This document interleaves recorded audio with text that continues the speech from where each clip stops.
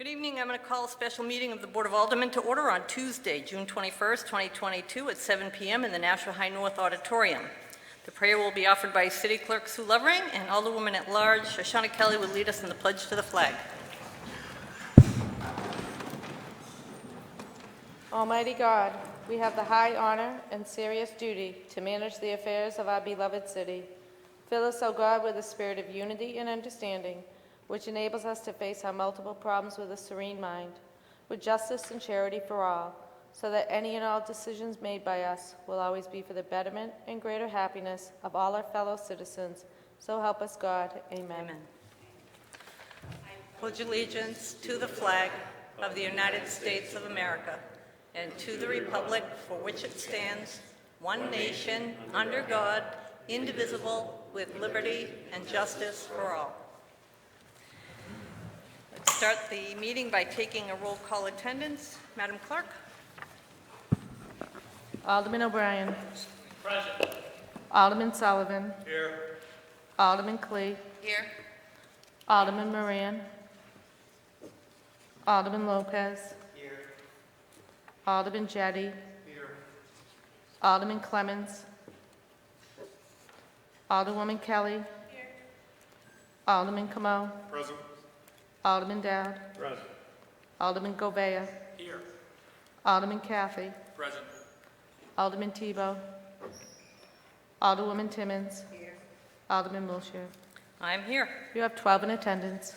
Also with us this evening is Mayor Donches, CFO John Griffin, and Corporation Counsel Steve Bolton. As is customary, I'm going to turn this budget public hearing over to the chair of the Budget Review Committee, Alderman Dowd.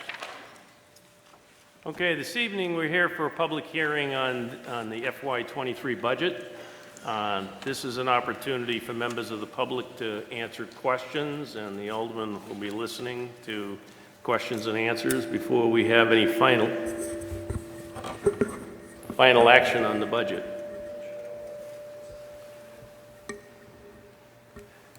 So this evening it's going to be a little different than we've had in the past, but not much. When you come up the first time, you can have 5 minutes to make a statement and ask a question.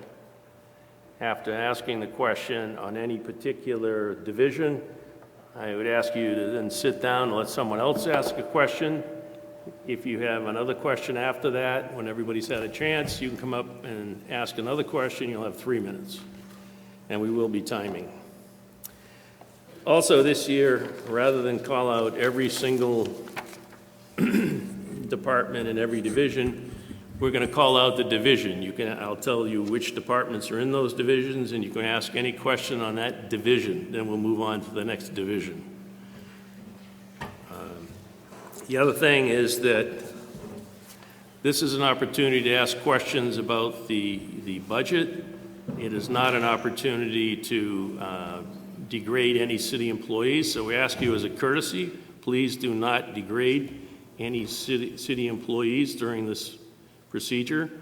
If you do, I will ask you to please refrain from doing that, and we'll move on. You're not on a Board of Aldermen, so you can't call a point of order.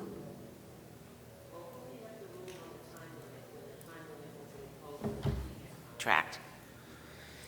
When we did a hearing on the teacher's contract, Ms. Wilshire said there was no time limit. It's a hearing, and you can ask questions. And you have unlimited time. The teachers had unlimited time.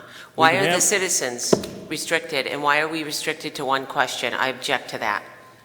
You can ask multiple questions. You just have to give other people the courtesy of being able to get up and ask a question.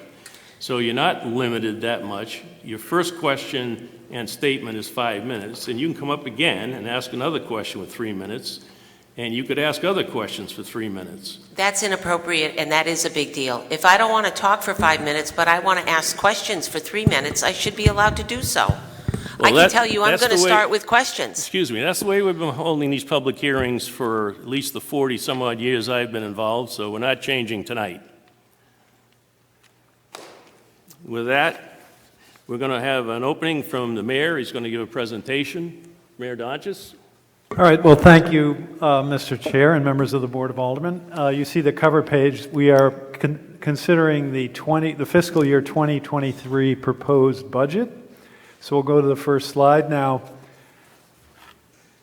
something came out today, which I thought I would tell you about, some good news regarding the city and its budget. For again this year, second year in a row, Nashua was ranked, and again this came out today, the number 4 overall best-run city in the United States in the Wallet Hub survey.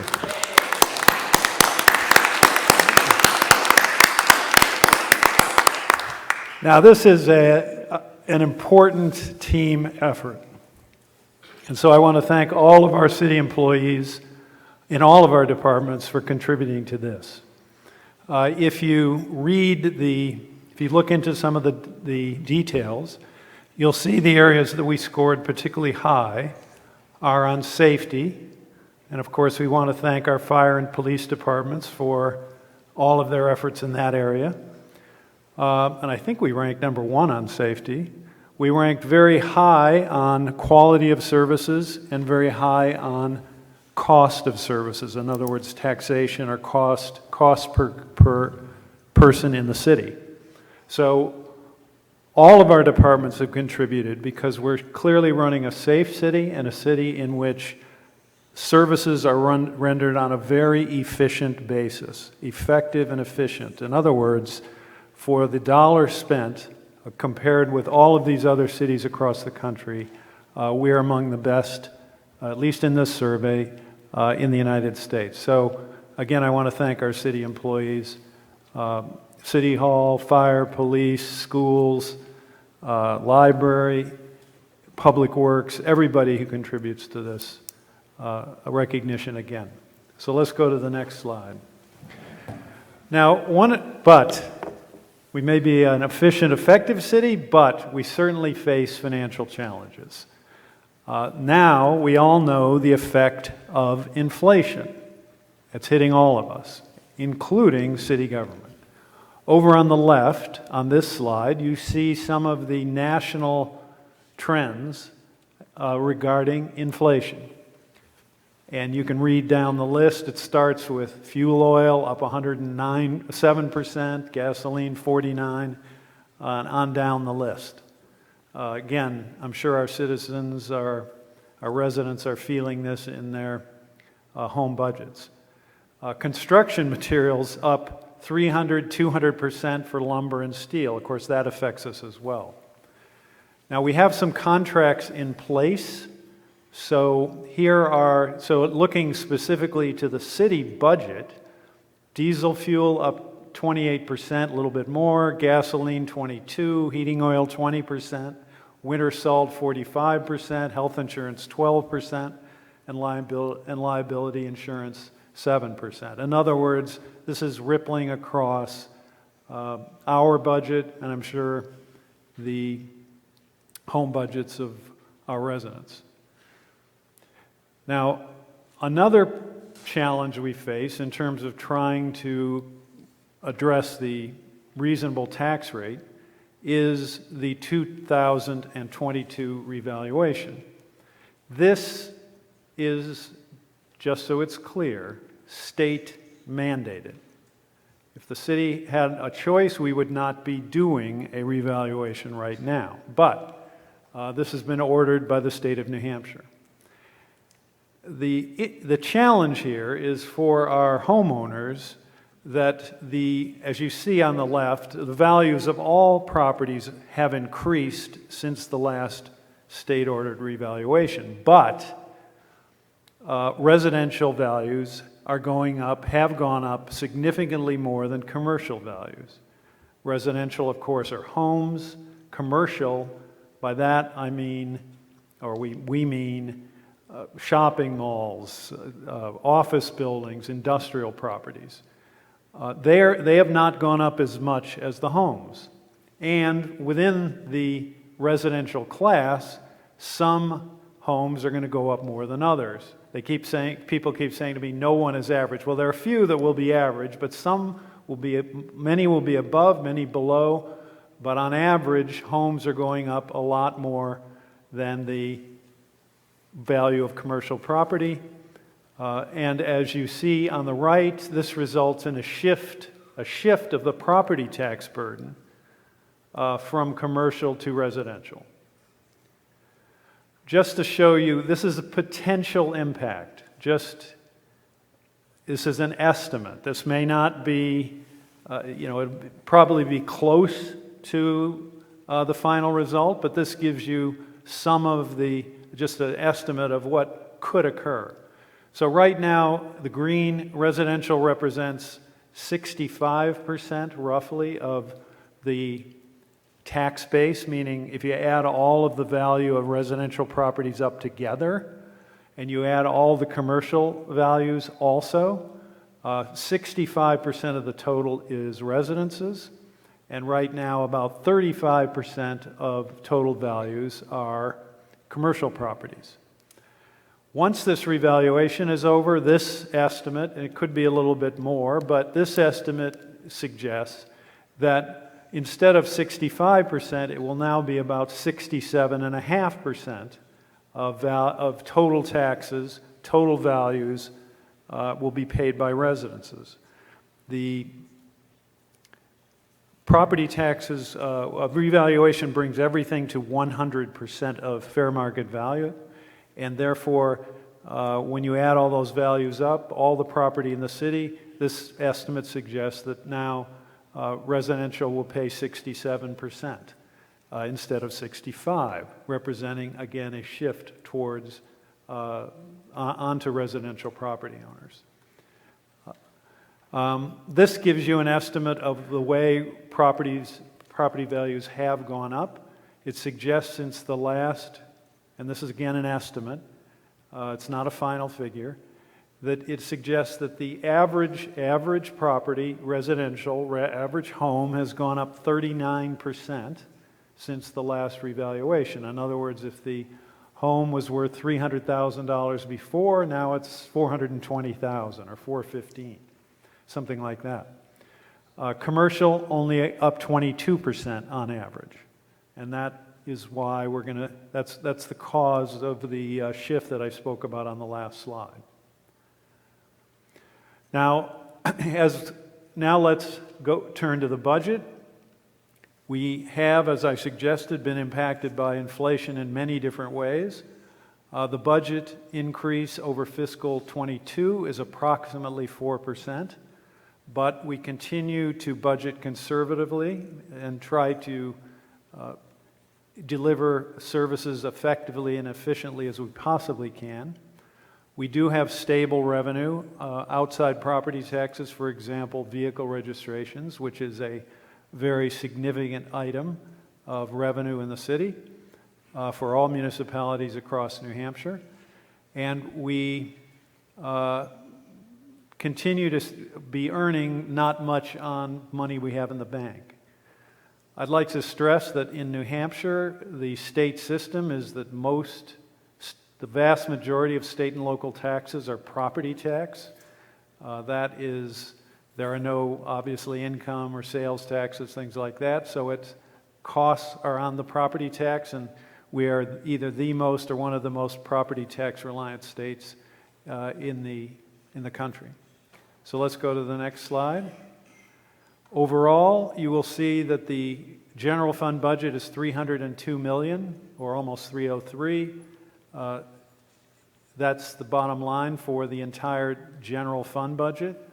We do have enterprise funds. They total $44 million, and there are special revenue funds totaling $59 million. Next slide. This just shows you a little history of what has happened with the budgets over the last 2 years. On the left, you see what the budget was. The proposed budget is this year. What the budget was 2 years ago. You can see that, and then on the right shows you the figure for 2 years. In other words, fire and police have gone up about 7% over 2 years. In other words, 3.5% a year approximately. Schools up 4.78, or about 2.4% per year. BPW 3.48 over 2 years, or about 1.75 per year, 1.75%. And City Hall up 2.27 over 2 years, meaning about 1.1 or 1.2% per year on average.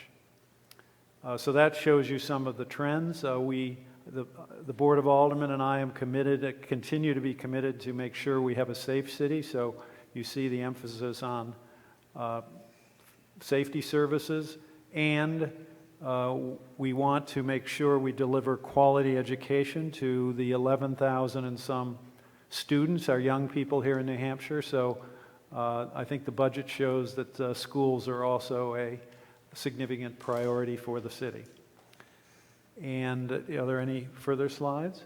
That's it. We'll now go to the public hearing portion, but I'd just like again to thank all of our city employees and congratulate you on again being recognized a second year in a row as the 4th best run city in the United States. Thank you, Mr. Chair. Okay. Now we'll open up the public hearing on the budget. This is intended for you to ask questions about the budget. It's not an opportunity to give speeches or soapboxes. So if you come up, you have 5 minutes. You may make a statement if you feel on the budget and ask one question. Then you'll have to wait for, if there's another person who wants to speak on this particular division, you'll have to wait till anybody who wants to speak on this division is done to come back to ask a second question, at which time you'll get 3 minutes. The first one under consideration is General Government Division. It's Departments 101, the Mayor's Office, 102, the Board of Aldermen, 103, Legal Department, and 107, City Clerk's Office.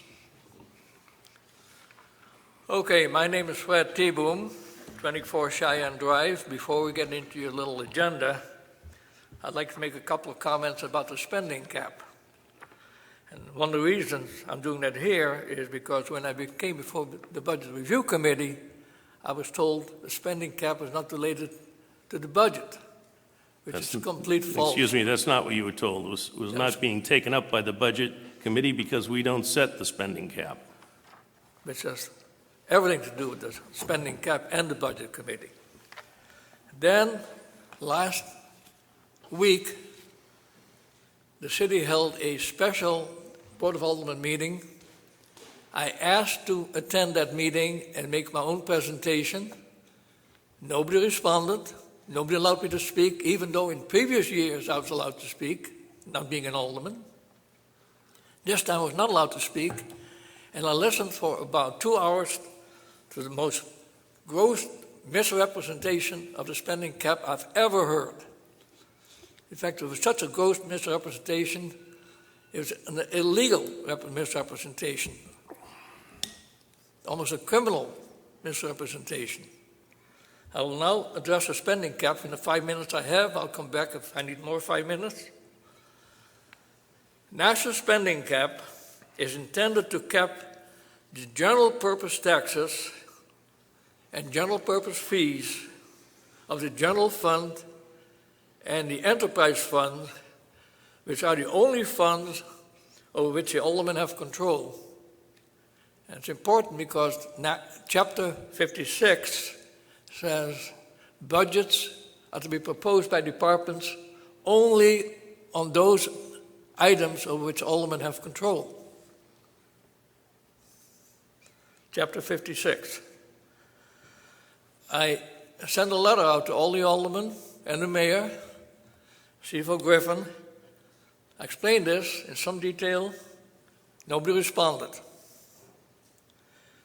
Let me say this. Nashua has never included grants in its annual budget, either special revenue funds or the general fund, and never added grants into the annual budget considered to be total appropriations. Never.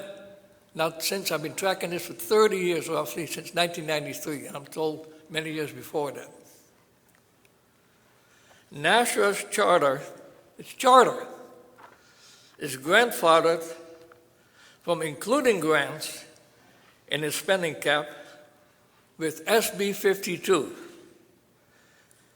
SB 52 authorizes caps enacted before year 2011. In 2011, grants had to be included in the charter. Now, Attorney Bolton well knows that we were exempted by SB 52. We're going to Supreme Court together on this. SB 52 fixed the law. It says specifically any charter that has a capped budget before 5 July 2011 is grandfathered, and it can be a cap of any kind. Nashua has never included grants in the spending cap since its origin of the cap in 1994. Nashua has never included special revenue funds in its spending cap since its origin in 1994, since these are restricted funds with specific targeted funding sources. Why would anyone want a cap 1 minute if you want to ask a question on special this revenue round. funds? And why would anyone want to cap grants? What possesses the attorney and the CFO to so grossly misrepresent the charter law in Nashua? And what possesses them to do that? They come up with $113 million under the cap, having enormous amounts of grants. What will happen next time we don't have that many grants? They can be flipping back and forth, up and down the budget. That's crazy. I'll come back, Mr. Chairman, to get further remarks. And this is my podium, by the way. For anybody who wants to use it, I'll keep the budget book right in the podium. Is there anyone else that has a question for this portion of the budget? Name and address for the record. Good evening. My name is Paula Johnson. I'm with the Board of Education, but I'm speaking in reference to myself as a citizen of this city, not as a member of the Board of Education. I got a copy of this budget book, and I think this is really disgraceful, this book. If I want to reference what somebody's salary was from last year, go ahead. I got to start digging and finding my book from last year to see what they've earned this year. And you know, Mayor, I'll tell you, I came in a little bit late because I had back-to-back meetings just down the hall right over there. And, you know, you're talking about inflation like we were talking in finance. I don't understand how the residents of this city are going to be able to afford their taxes, their gas for their cars, the heat their homes, and the electricity. And yet, you're telling us that our taxes are going to go up, probably our assessment 39%. The shift is coming again, which we all knew this shift was going to come, because it got worse during COVID, when everything got shut down, because the governor deemed most of us were non-essential and we couldn't go to work to put a roof over our head and food on the table. So if anybody thinks I like the governor, I don't, and I'm going to vote against him this year. But you know what, Mayor? Can I just clarify one thing? Yeah. Hopefully not to cut into your time, so. Yeah, We're not taking saying my the time off the clock. We're not saying the taxes are going up 39%. We're saying the houses went up 39% I know what you're in saying. value. The But you know what? taxes will not go up 39%. Let's do the shell game, Mayor, because we all know what's going to happen. You're going to lower the tax rate, but my assessment's going to go up. So no matter how you slice and dice it, my taxes are going up. So is my electricity is doubling. My gas for my car, I went from $1.75 a gallon with a mean tweet to over $4 a gallon with a sleepy man. How does people be able to put food on their table and be able to afford anything anymore? So what's going to happen? People aren't going to be able to afford to pay their taxes, and yet we have over $9 million out there of tax liens, and the veterans can't even get any more taxes. We can't go from 500 to 750 because there's $9 million of tax liens in there, and the veterans aren't even appreciated. Thank you.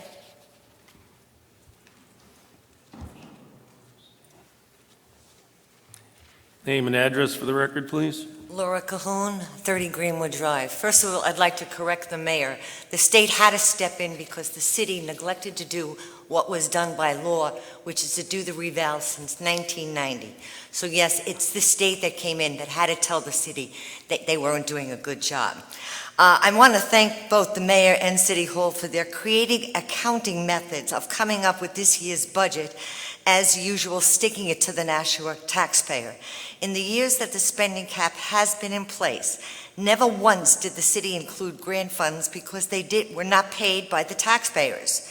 Grant funds are monies received and must be spent on the projects that the grants were given for, and no residential tax money goes into these funds. However, our mayor wants to make sure that he can spend more money, so he's included these funds this year. If the mayor did it the correct way, he would find out that he's really over the spending cap by $6.1 million. And even that's not the full amount because his budget does not show the transfer of the solid waste funds of 5.8. I really appreciate that one. You just dropped that. This means that the budget is over by $11.9 million. If you look at the mayor and includes the solid waste transfer, this is usually around $5 million, which has never been put on the budget for some strange reason. If you want to reduce the taxpayers' fund, stop padding the taxes that we pay. It seems like you have $5 to $7 million every year, and then you graciously give us back $2 million. Well, you know what? Cut the spending and cut our rates now so we don't have to pay it, okay? That would be a novel idea. Thank you. Okay, just one piece of housekeeping before we go too far. We forgot to take the budget off the table.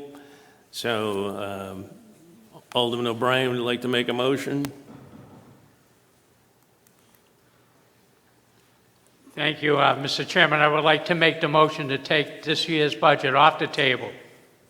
Okay, the motion is to take the budget off of the table, R22-035. All those in favor signify by saying aye. Aye. Opposed? Motion carries. Thank you. Name and address for the record. Diane Lothrop, 10 Althea Lane in Nashua. I wanted to say that I do not support this budget, nor the spending going on at Nashua City Hall. How can we afford to how can we afford you raising our taxes while we're forced to live through this current recession in our country? Our electric bills are going up by more than 50%. We feel the pain at the pump when we fill up our cars. Some people can't even afford to drive to work. Our grocery bills have gone up by 30%. What about the children of this city going hungry because their parents can't afford to buy food? How will people be able to afford heating this winter? Don't you care about the average citizen of this city, how they're going to survive after you continue to raise their taxes thanks to your spending sprees? Do you think the citizens are going to be able to take this much longer? Please learn how to live within your means. We all do. Stop the spending and stop raising our taxes. Thank you.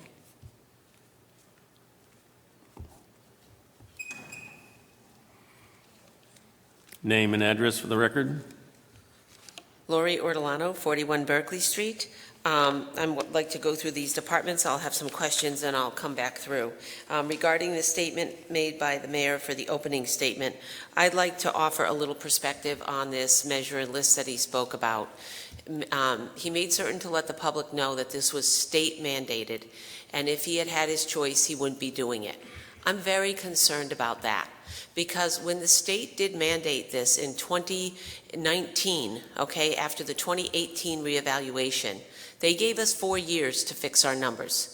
We are obligated to do it at a maximum of every 5. So we had to do it within 5 years. Now, there were a number of different assessing offices from around the state that said, why doesn't Nashua just get it done in 1 or 2? Just scream this thing through and be done. The city certainly had the right to go to the BTLA and say, hey, we'll get it done in 2 years. We'll have it done by 2020. We'll have it done in 2021. But the BTLA said, we'll give you 4 years. The only amount of time they could have given you is 2023. It sounds very whiny to me when I hear a mayor say, the state made us do it. It's whiny. And our valuations are off by 40 to 50%. The state and the assessing standards boards, the DRA, recommend that if your valuations fall below 90%, that you do a revaluation. We're at 60% on average, and your condos and starter homes are 50%. They're definitely going to see a tax hike. So, and we have a lot of condos in this city. So to turn around and say that, I wouldn't be doing that now, I hope you would. At 40%, at 60% valuation, this is the problem with our assessing department in this city. We don't know what to do, and we're not doing it well. I think the state better stay on us and keep mandating when it should be done, because it appears you don't know when it needs to be done. So that's my comment on the mayor's office. The only thing we might potentially need to add to the budget is a chauffeur for the mayor, because I think your driving is very questionable getting here. Board of Aldermen, I'm concerned by the budget and the suggestion of an increase to add another full-time person for the clerk. I think the Board of Aldermen has to cut their committees and cut the board itself.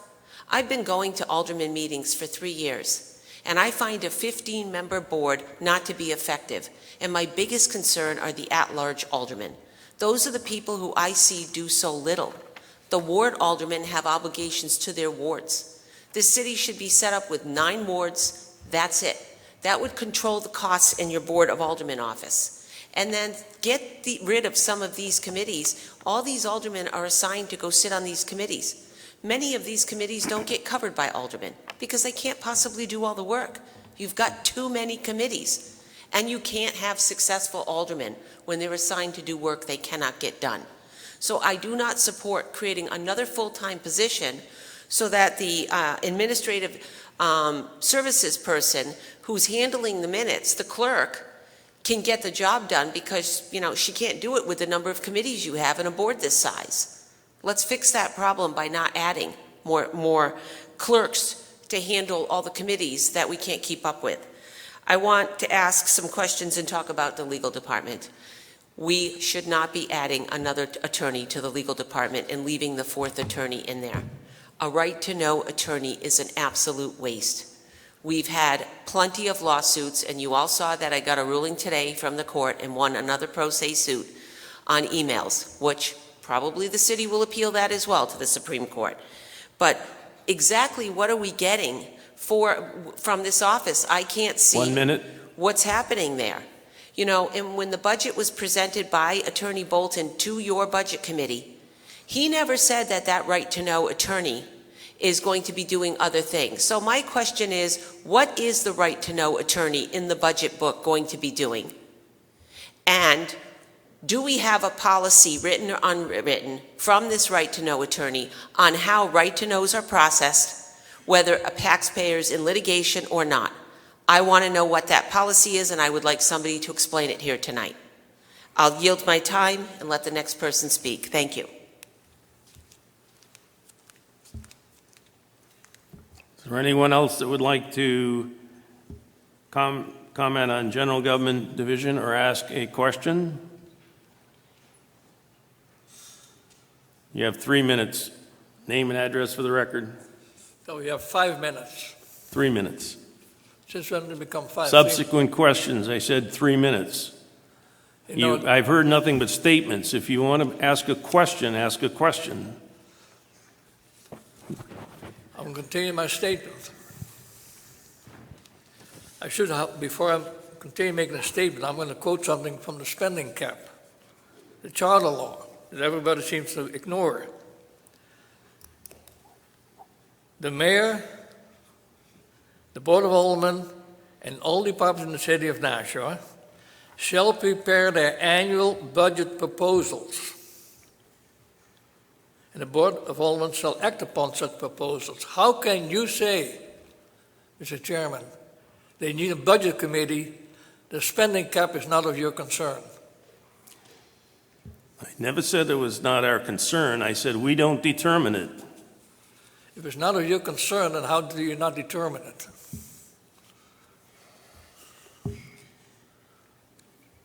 Asked and answered. Who does determine it? It's determined by the mayor and finance and legal. And that's not presented to your budget committee? We had a presentation on the spending cap.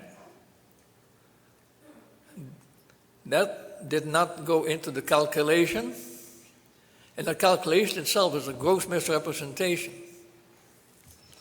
I can say I'm getting nowhere with that question. Let me go on. Well, before I do that, tax rate. The spending cap is also tied to the tax rate, because the more you spend, the more you tax, and probably the more you charge these fees. 1 minute. When I was on the Board of Aldermen, we were routinely presented with predicted tax rates. Routinely. By the Administrative Services Department. And they came within 5% or closer to the actual tax rate set by the GRA. You can see why. The mayor knows precisely what residential portion goes up and what residential commercial portion goes down. They know pretty closely what the city's worth, taxable part of the city, so they can very accurately predict the tax rate. The fact they refuse to do it keeps this board in the dark, and I haven't seen anybody in this board insist on seeing it. I'll sit down and wait for the next comment, and not, I'll come back and have conclude my remarks.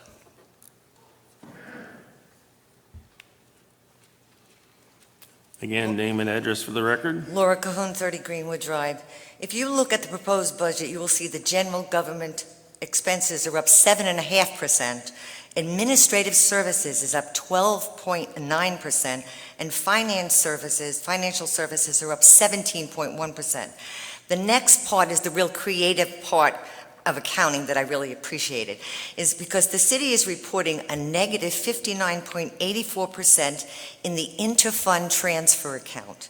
But if the city actually showed the solid waste transfer of $5.8 million, which is on the budget, it would not be a negative figure, and it would be a positive figure of 70.93%. That would increase the budget to up to 5%.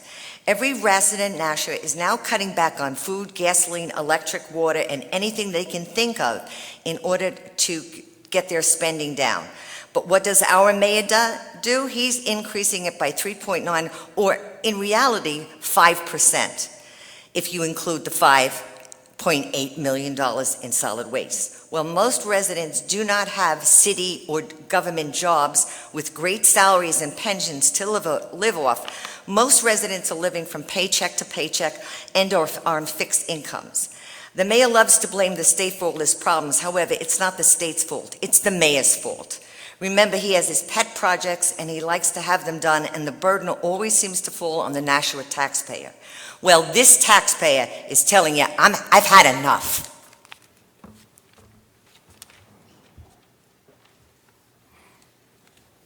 Name and address for the record. Lori Ortolano, 41 Berkeley Street.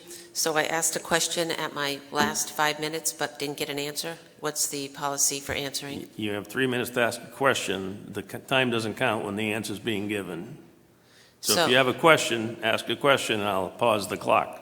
Were the rules such that you could ask one question in the 5-minute discussion? You could have asked one in the 5-minute session. I did. But what was the question? I asked two. What's the right to know coordinator going to be doing for the city? The right to know lawyer. What role are they going to be performing for the city within that budget? Who wants to address that? I think the city attorney is going to address that. Thank you. We are not proposing adding any positions in the legal department. So that was a misstatement made earlier. The right to know coordinator is an attorney. She mostly provides guidance to city managers and officials on compliance with right-to-know provisions of the law, essentially Chapter 91A of the revised statutes annotated. She does some amount of training of city personnel. She also does what other legal work gets assigned to her. She, for example, sits on the taxi cab commission, which licenses the cab and cab drivers and handles appeals from decisions of the city clerk's office on those licensing. She also may work on other cases. My plan is to have her do more of the code enforcement type work. But whatever else is needed, she is part of a team that addresses all legal issues, along with me and the other two lawyers in the office and the two paralegals that work with us. Do you have another question to ask? I do. Has this right, so that question didn't, I'm going to make a statement that my assumption is this right-to-know attorney is spending more than half their time on right-to-know work. Otherwise, I would hope they wouldn't have the title right-to-know attorney, and I'm opposed to that position because I think it's a waste of taxpayer money and it has not been effective. Did this right-to-know attorney, who provides counsel to departments and all, establish any type of written or unwritten policy on how right-to-knows are handled throughout the entire city, and in particular, handled for those who have pending litigation against the city regarding a right-to-know issue within a specific department? Does such policy exist, either written or unwritten, for the entire city? I don't want to know of a division policy. I want to know of a citywide policy. No. Then we should definitely cut that position. Please dump that right-to-know attorney. Because if you can't establish the basic policies for how right-to-know is going to be handled for your citizens, then that's been a big fail. I also feel we need a new corporation counsel for the city.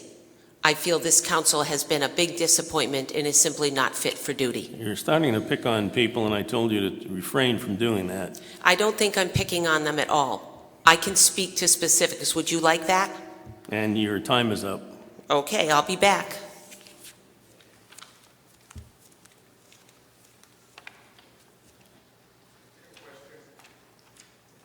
You can't ask a question from there. If you want to ask a question, you got to come up to the mic. Your choice.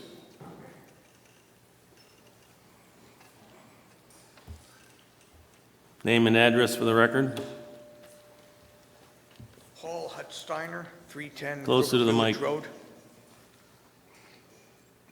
Paul Hutsteiner, 310 Brook Village Road. And I was wondering if we had ever thought of any alternative ways of generating revenue. The state runs a lottery and seems successful. Could Nashua do something like that? Maybe with prizes instead of cash? Who would like to answer that?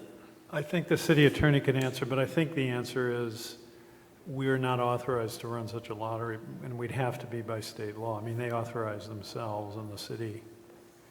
But maybe we'll get a quick answer from Attorney Bolton.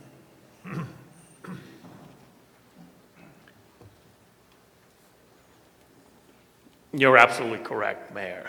The state has a monopoly on lotteries, and we, with the exception of charitable raffles, which are somewhat akin to a lottery, No, no one else can run lotteries in the state of New Hampshire.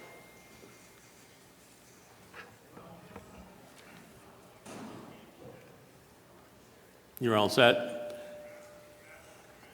Okay.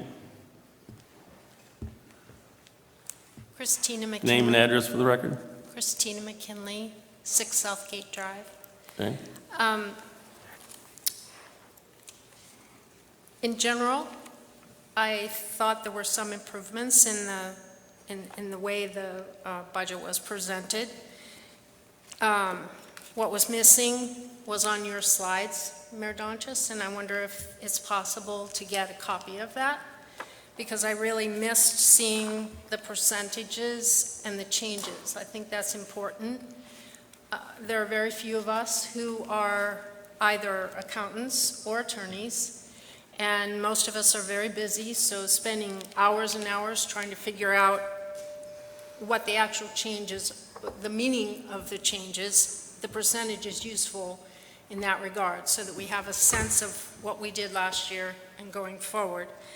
I liked the fact that the mission statements were added because it helps to understand what the purpose of the department is and whether or not, from a citizen's perspective, you are achieving the mission.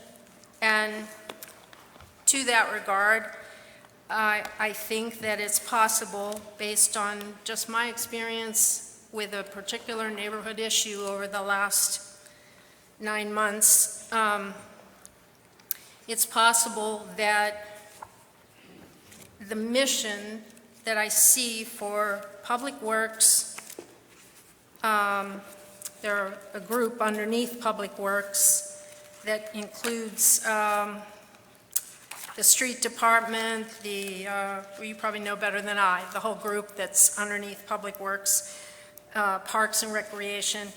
It appears to me that for people interested in green space, that the mission statements within this document call attention to why green space isn't at the top of anyone's list. That's not part of the Public Works Department mission. It's not part of the Street Department mission. It's not part of the Parks and Recreation mission. And so perhaps the reason why we're seeing what's happening at Roby Park, and the picture on page 312 does not in any way indicate what's happening there. But maybe that's the reason why it's happening. I want to call attention in a positive way to our new ward alderman, John Sullivan, who has been helpful in trying to call attention. I also heard back, I had tried to contact many people, and I heard back from Alderman Caffey somewhere, yeah. And so we know there are some people listening, and I appreciate that, particularly maybe John Sullivan. We recently, as a member of Ward 9, received a special notice about this meeting. That's the first time that's ever happened, as far as I know. I don't believe I ever heard from any alderman in advance of the budget meeting before, so hats off to you. In doing so, I also happened to take a look at, ended up on an old website for his campaign, and learned some things about him that I didn't know. So again, a hats off to someone who was, or I guess probably still is, part of the Rotary Club. 1 minute if you want to ask a question. And the Rotary Club was very involved in what's happening at Roby Park. So in spite of that connection, he took a personal look at what was happening there without a preconceived notion based on his membership, and I appreciate that. What I will call attention to, however, is please look at the auditorium. When I was here last year, I said, what is it that the city is not doing that is causing people to not be interested enough to show up? Thank you, John Sullivan, for trying. We need a whole lot more of that. And if we look at why people are falling away from national politics, it's because they're disgusted. Time's up. You can think about why they're not here. Well, thank you for your comments about the budget presentation. We're trying to increase the information every year. I mean, some years ago, there was no explanation regarding anything. So the mission statement and the goals and the objectives and accomplishments are intended to help the public understand what these departments are doing. But we have a whole group of people who works on that. Megan Karen, Kim Kleiner, John Griffin, Rose Evans, others work on the budget very hard and are trying to make it more accessible. So every year, we will try to increase the information and hopefully improve your insight into the goals and objectives of each department. You can't speak from there. Yeah, that'll be part of the minutes. It's part of the minutes of the meeting. Yeah. Are there any other questions on general government division? Because when we move on to another division, we can't go back. So you'll only be able to ask questions on that division. Name and address for the record. Paula Johnson, 15 Westbourne Drive. I think I forgot to give you that the last time, but here it is now. When I came in, I just want to tell you about the slides. I could barely read them because they were dark with light writing, so you might want to make a memo on that for next time, because with the vision, even with my glasses, I couldn't see it.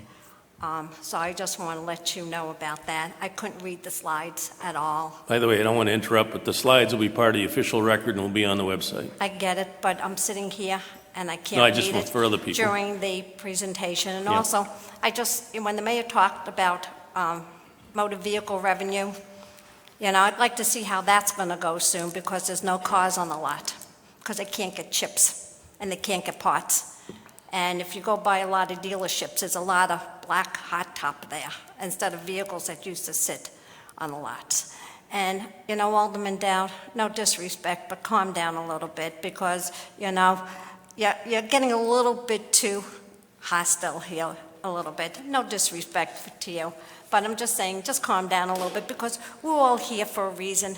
I'm elected, I get it. People can get nasty to me or whatever they want. I don't care. I'm a servant to the people. You're a servant to the people. They're all servant to the people here. And when we don't serve our people, then there's a problem. They lose respect for us. And we're here to help them. And I've been to 2 meetings before this tonight, and I'll be in 5 meetings if I have to help my constituents.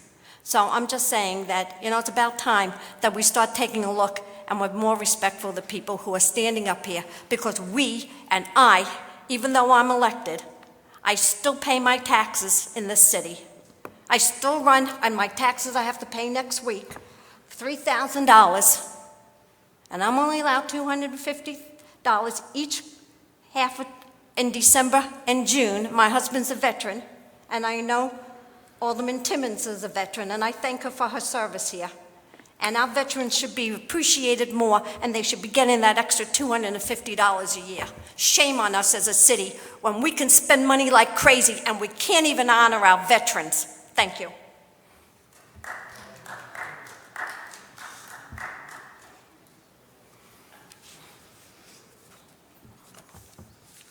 I've got the podium here because I'm getting a little old to be standing there with papers in my hands. Name and address for the record. Fred T-Boom, 24 Cheyenne Drive.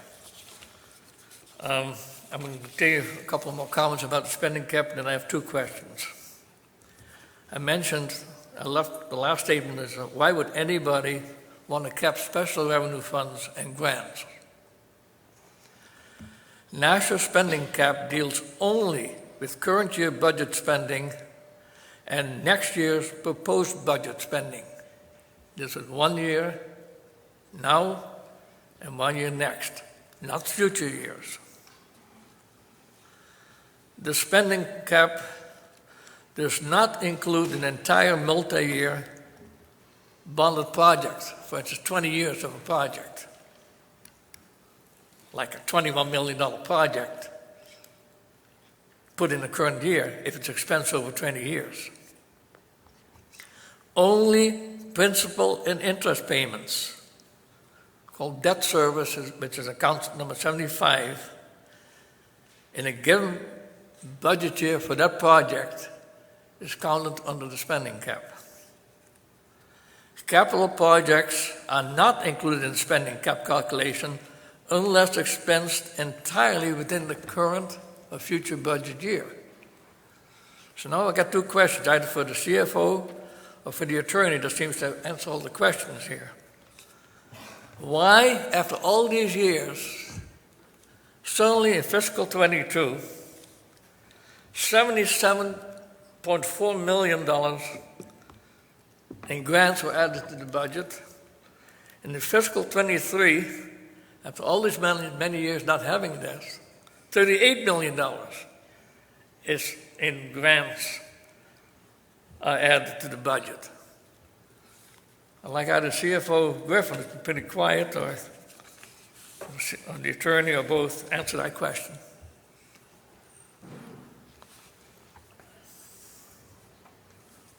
The state enabling legislation is very specific on this.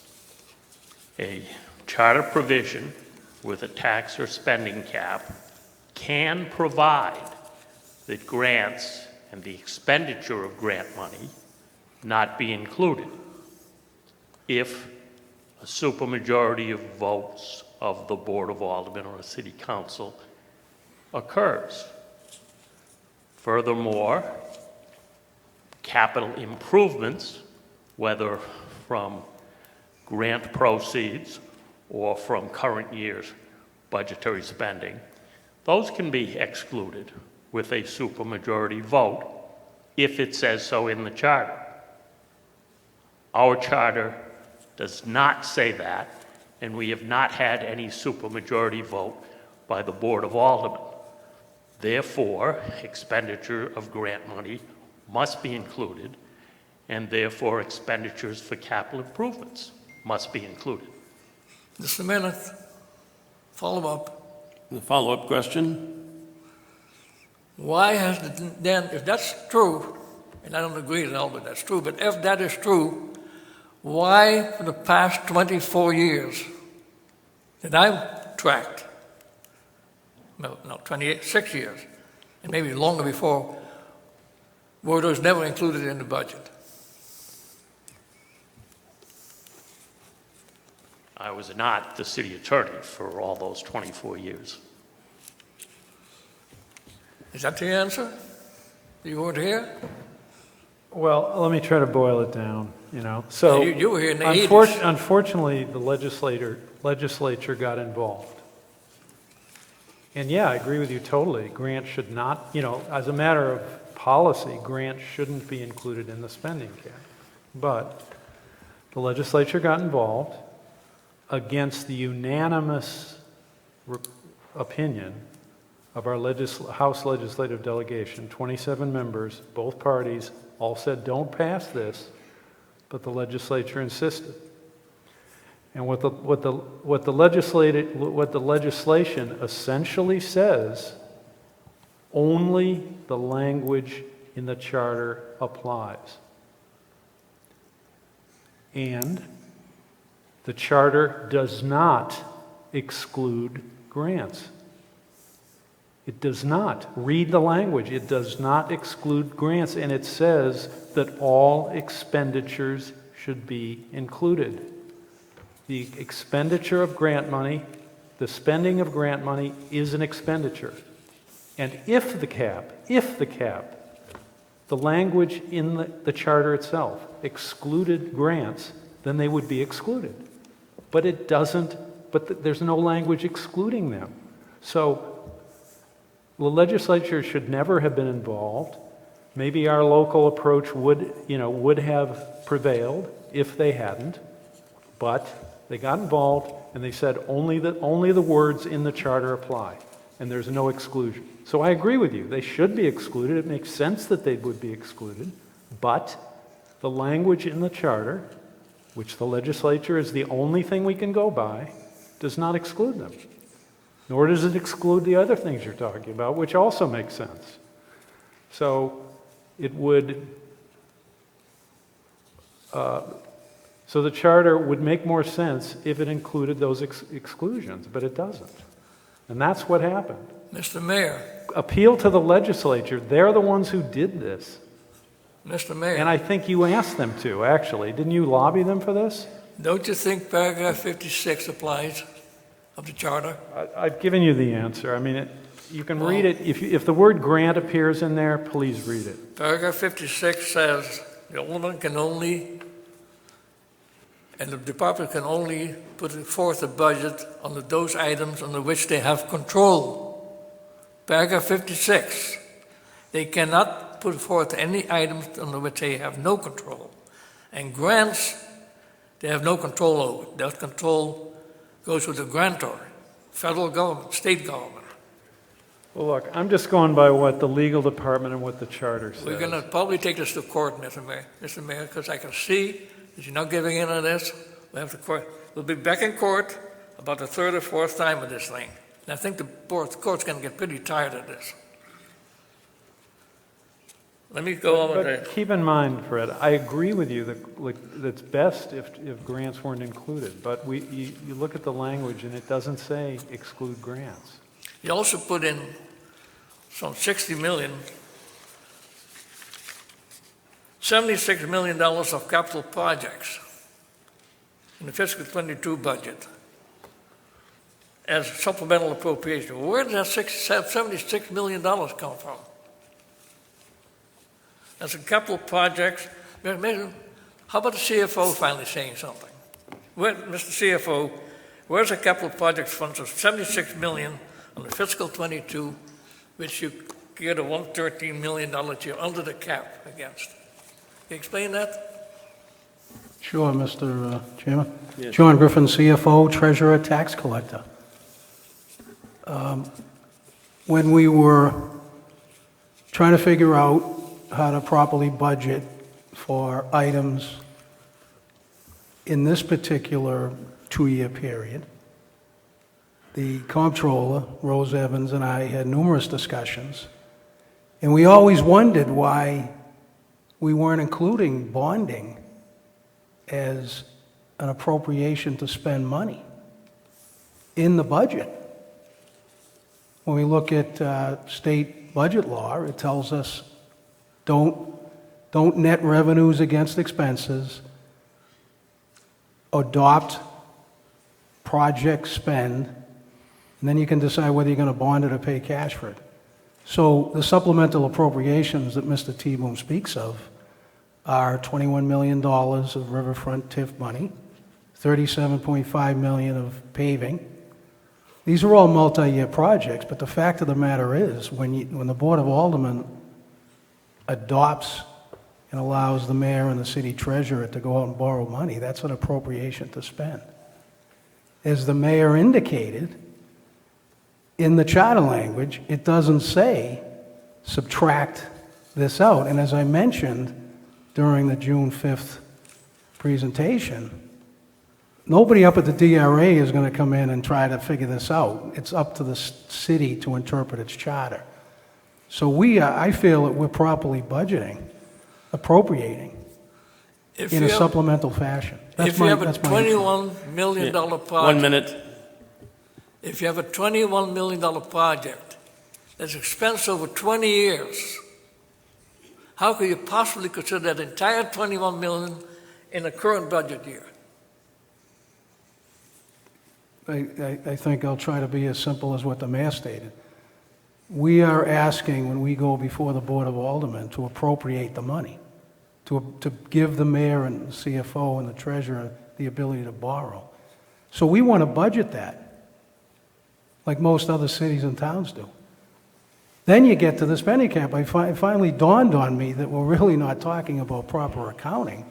We're talking about one sheet of paper that calculates the spending cap. No, So I think we're arguing two different things. We're arguing the proper appropriation of spend versus the calculation of a spending cap. And I know you mentioned that I'm very silent here, but I'm going with the charter, reading the same charter that the mayor and It's the never Corporation been- Council is reading. Never been done before, and there are some 10 or 11 spending cap communities in New Hampshire. None of them take a 20-year bonded project and put it on into current year expense for purpose of calculating their tax cap or their spending cap. We're going to have to take it to court again because that's a gross misrepresentation. I have another statement, but it's my 3 minutes up? Your 3 minutes is up. Yeah. And I know we've given a little leeway, but First, if you Laura could, Cajon. hang on a second. Please ask questions relative to this portion of the budget, or we'll never get through the rest of the budget. So please be specific, ask your question, and we'll move on.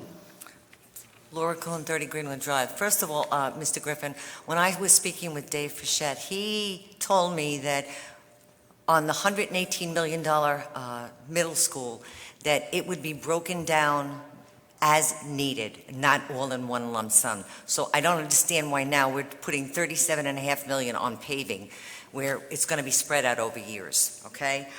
Instead of wasting money on the paralegal for the administrative assistant, why not?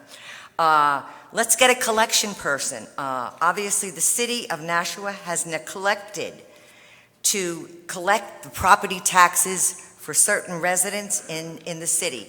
We have one property owner. He owes 3 properties. He owes the city $180,000, and it goes back to 2015. We have another property owner owes $78,000. It goes back to 210. Another property owner, $78,000, it goes back to 2011. Another one, $105,000, it goes back to 2008. Another one, $85,000, it goes back to 2011. Excuse Another me. property, let me finish, please. Well, you're not asking a question relative to this part of the budget. I just want to bring up, another guy owes $356,000 from 2006. We have another guy that owes $128,000 from 2014. I have another guy that owes, this one is a real kicker. He owes $405,000 in property taxes. His assessment is $775,000.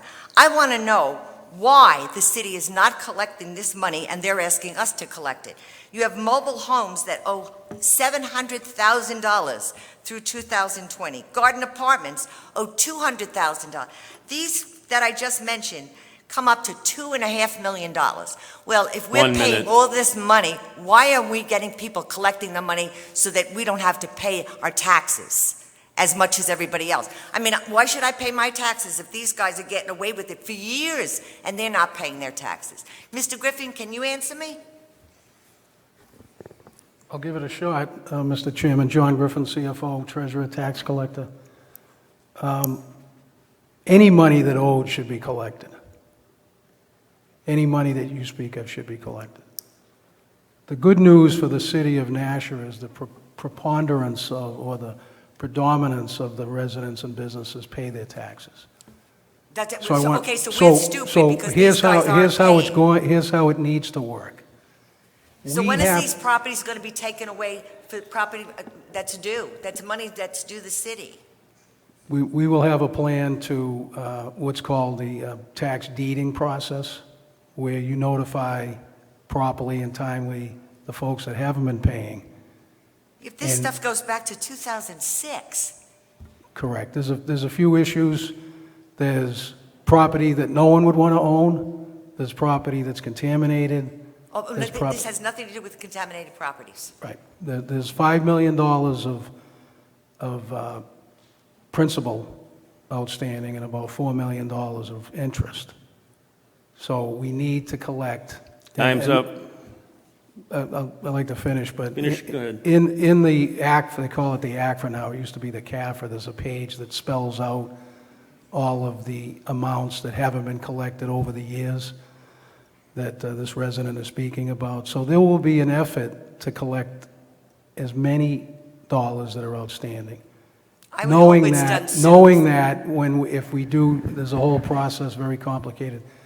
You can't deed, you go 2 years and a day, and with some of the most recent real estate rulings, you literally have to, even if you auctioned it off, you'd have to provide the money to the taxpayer.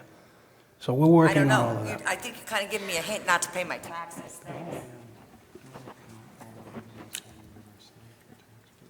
Please ask specific questions for this portion of the budget. Name and address for the record. Lori Ortolano, 41 Berkeley Street. So, given the history of what happened with our Right to Know coordinator for last year, where we hired an inexperienced person who had just received their law degree within weeks of coming into the city, it appears that no one supervised that individual, or that individual decided it was open season on citizens. So is there a question? Why are we still funding a position that resulted in so much litigation that was lost by the city? That's a question. And, you know, so I think my statement to that was, I don't think we should be funding this. I'll just move on to the city clerk's office. The city clerk's office has a mission statement. The legal office does not have a mission statement, and I think one of the issues with the legal office is, what is our mission statement for our legal office? But the city clerk's office has a mission statement, and I'd like to know why we don't have a centralized location for right-to-knows or information requests to be handled through this city like all other municipalities appear to have, to address our records issues and also the preservation and maintenance of our records. So right now, if I don't know how to get information and I write to the city clerk, the response I'll receive is, well, it's not my office. Write to the other 10 departments or divisions and go figure out where it is. That's not how it works in Manchester, Concord, Keene. When I have to do that, the inefficiency to the city and forcing citizens to operate that is tremendous. We waste a lot of money. So what is your question, and to who? Why do we not have a centralized location, which I believe should be through the clerk's office, to address right-to-know issues coming into the city for a response? Mayor? Well, we've struggled with the amount of time that city employees take in responding to right-to-know requests. For years now, we've had at least 4 employees who spend half their time responding to right-to-know requests from 1 or 2 individuals. So the city taxpayers are spending, when we calculate that, that's about $250,000 a year. And as you know, a single taxpayer has submitted 1,200 right-to-know requests over the last several years. And each one of those can take hours to respond to. The person has to read sometimes a very, as you know, hundreds and hundreds of emails come in from a single 1 or 2 people. And there can be a right-to-know request within a very long email. So all the emails have to be read, then, and determined, is there a request for documents in here? If there is, then they have to go look for the documents. And sometimes that's quite time-consuming. Could be hours, could be 10 minutes, could be hours, could be days. As you know, we have produced tens of thousands of documents. We've had Chairman to do... Dowd, point of order. I asked a question, and the mayor is whining Excuse again. me, he's trying to answer the question. He did not answer my question. He is whining. And what I would like to say is, I let asked the mayor finish his answer. a question, Or you're done. Let him and finish. I would like an answer. Why don't we have a central location so right-to-knows can be processed? And what you're speaking about to these 1,200 right-to-knows, you know that I put in a request for all the right-to-knows from January through June, and we all know that the number has dropped dramatically. The storm is over. So this is not an issue anymore. So why don't we have a central location to handle our requests like all the other cities have done? And frankly, if we had had it, this problem of all the employees, which frankly, you created this problem, Mr. Mayor. You are in part of the problem. Why didn't we have this type of system set up to make it easier? Sometimes a citizen had to send 10 right-to-knows in to try and figure out what department had the I'm information. still trying to answer the question. Well, I'd love an answer. Move it along. I will answer if you please don't interrupt me. Can I ask that courtesy? No, continue. Okay.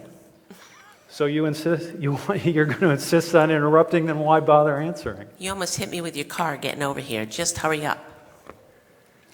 So you've mentioned the other cities. Now, I meet with the mayors periodically, and we talk about right-to-know requests, and I can guarantee you no other city has been hit with anything close, nothing close to 1,200 right-to-know requests from a single individual.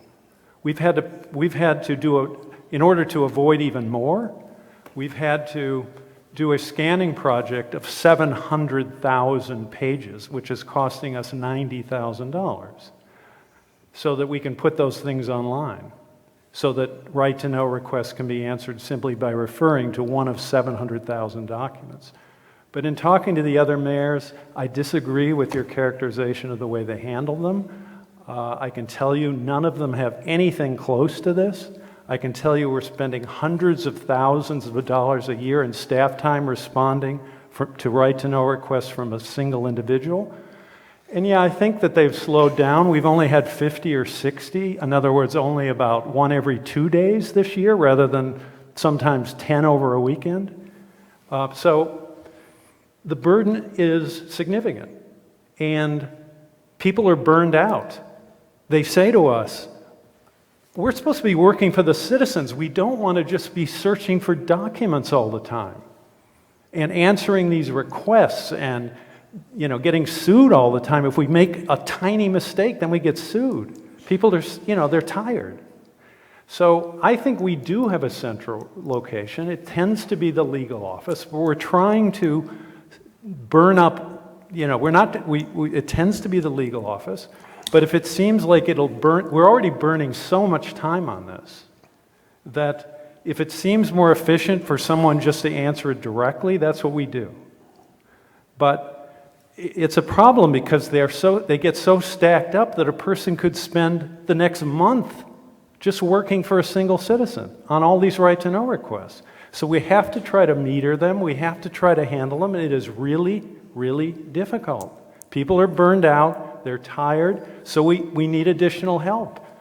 As you know, we put a right-to-know assistant in here so that that person can help people get documents. Because, as I've said, for some people, they're spending half their time. Rick Vincent, he told the DRA he spent half his time. This is the chief assessor. Half his time. We're paying this guy $130,000. He spends half his time responding to a single individual. I know that's not true, and the statement just Okay, made your by time the is mayor. up. I'm going Your to time address is up. this. That's what he Well, told I'll the be back. DRA. Well, that's not In true. response to a complaint you filed, he was called up there. They asked him, what's going on? He said, I spend nearly He half was my forced. time responding to a single individual. Mr. Mayor, you're a liar. You Time's are not up. telling the truth. Time's up. And we're moving on to the next part of the budget. We're done with this portion. The next is other public safety, Departments 156 and 157, emergency preparedness and citywide communications. Is there anyone that has a question specific to that division? 132 and 135 of the appropriations.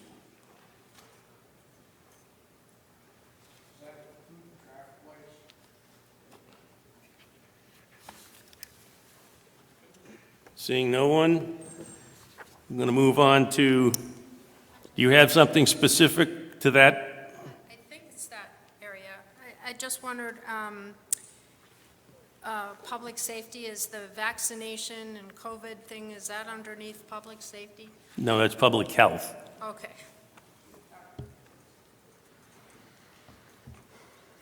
All right, we're going to move on to public health and community services. Public Health and Community Services is Department 172, 171. 172 is community health, 173 is environmental health, 174 is welfare administration, and 175 is welfare assistance. Are there any questions?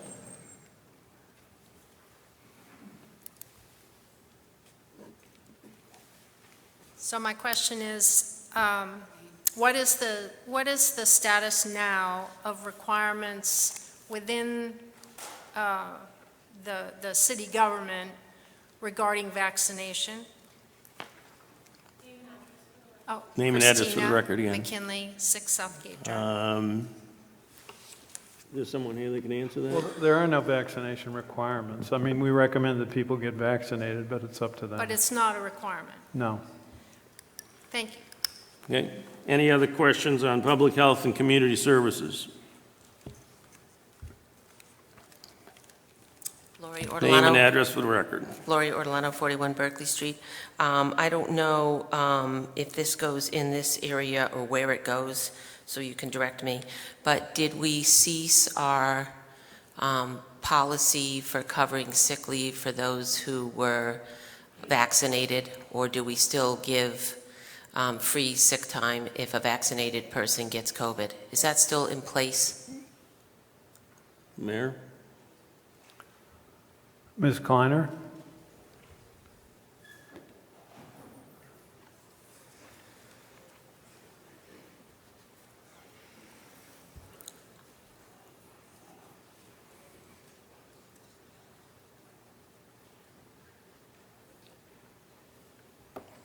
Kim Kleiner, Administrative Services Director.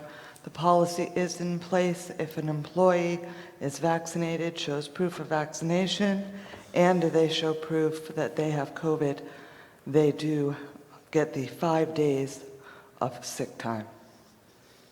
That is outrageous, and that policy should be dropped, given what we know with COVID and how many people have been vaccinated who have caught it again. That is costing us a ton of money, and that's just not right. Thank you. Anything else on public health and community services? Paula Johnson, 15 Westbourne Drive. You know, that policy is very discriminative because you're saying one group of persons, if they have a vaccine, gets paid, and if another person, for whatever reason, health reasons, religious reasons, or they cannot take it, they don't get paid. How many cases do we have against the city right now that are fighting this? If someone doesn't get vaccinated for religious reasons, they're given the same treatment. What about people who just refuse to take the vaccine because they don't want the vaccine? It's not even a vaccine. And I'm not aware of any challenges. So there's no challenges with any unions or I don't think anything so. at this point in time? Are there any issues, or have there been any claims regarding this? Not a single one. Not a single one. Okay. This is very discriminatory, just like with your parking downtown. Any other questions on public health and community services?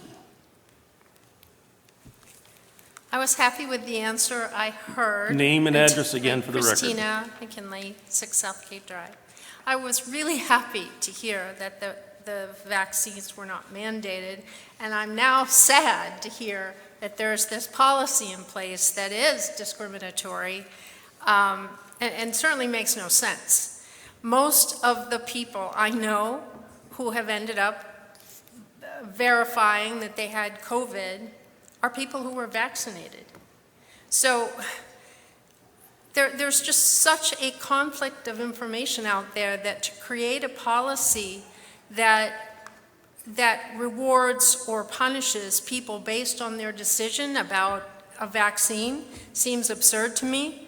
And I am quite certain, because I know some people with companies, private companies, where their healthcare costs are being determined based on getting or not getting a vaccine. We're going to have litigation across this country for the foreseeable future. I would hope that Nashua isn't going to be a participant in that, because at some point, I believe, whether there's been anyone who brought this forward yet, there will be. I think it's a bad plan. Any other questions on public health and community services? Lori Ortolano, 41 Berkeley Street. So for clarification, if somebody is vaccinated and 3 months ago they caught COVID and they have proof of vaccination, they get the waive on the sick days or the sick time used. I think Ms. Kleiner mentioned 5 days, but are days specifically called out?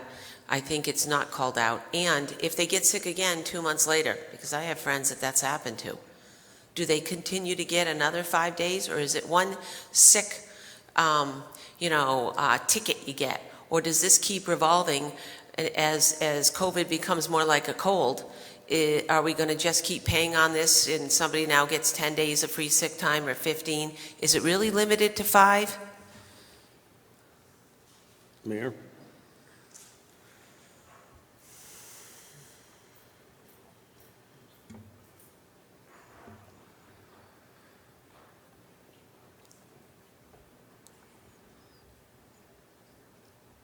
It is limited to 5 because the regulations changed and the employees are required to be out of work for the 5 days. I would like to stress that many of our city employees, whether they have COVID and they are home or not, continue to work and perform their functions from their homes. Many. That's really immaterial, but now if they get sick again 2 months later, do they get another 5 days? The policy does not address whether there are multiple cases. There have not been that many instances of multiple cases, but we would address it at the time. So there have been instances, and we pay for that. And I do think it's discriminatory, and I do think it's just a matter of time. I don't know if you all saw the article on the AG's office in Arizona, Scottsdale suing the school board for their mask policy and not allowing public comments on their mask policy from their parents. I think you're getting off subject from the I'm just from the pointing budget. out that is a suit that the AGs took on from 14 months earlier, and these things are starting to roll out. And I think the point made that this is potentially future litigation is true. Thank you. Any other questions on public health and community service? Yeah, I got Paula Johnson, 15 Westbourne Drive. I've got a question Ms. Kleiner just answered. So she said some of the employees are working from home. So if they're out sick because of COVID, are they working from home and getting paid COVID pay, or is it one or the other if they're home sick with COVID? It's not funny. I don't think it's funny at all. I don't think it is, Alderman Clay. No, it's not. Is it? Well, you can think it is. I don't think it's funny. All right, no Don't cross think communications the here. veterans do- The employees are not double paid. They are Okay. paid once. Okay, and I've got a question about if you want to go into the office, the welfare office and that whole building for Health and Human Services office, do you have to wear a mask? Do you have to wear a mask in that building yet? I think you do, yes. Okay, so what about people who can't wear a mask because of medical reasons? I don't know.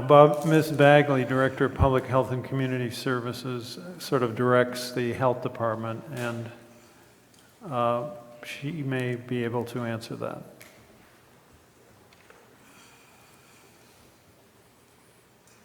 Bobby Bagley, Director of Division of Public Health and Community Services. We still require masks in our building because it is considered a healthcare building. Individuals that have problems with wearing masks can be seen in a space where they can social distance. Well, they dropped all this already. It's good to see you, Director Bagley. I haven't seen her in a while, and she's such a lovely person to talk with. But I don't understand why we are continuing this, because then you're isolating people. And I haven't seen the CDC guidelines anymore, but I don't think there's any masks or anything. And again, people who cannot wear masks are definitely being discriminated against. ADA. Protective classes. I don't think it's funny. Any other questions on public health and community services?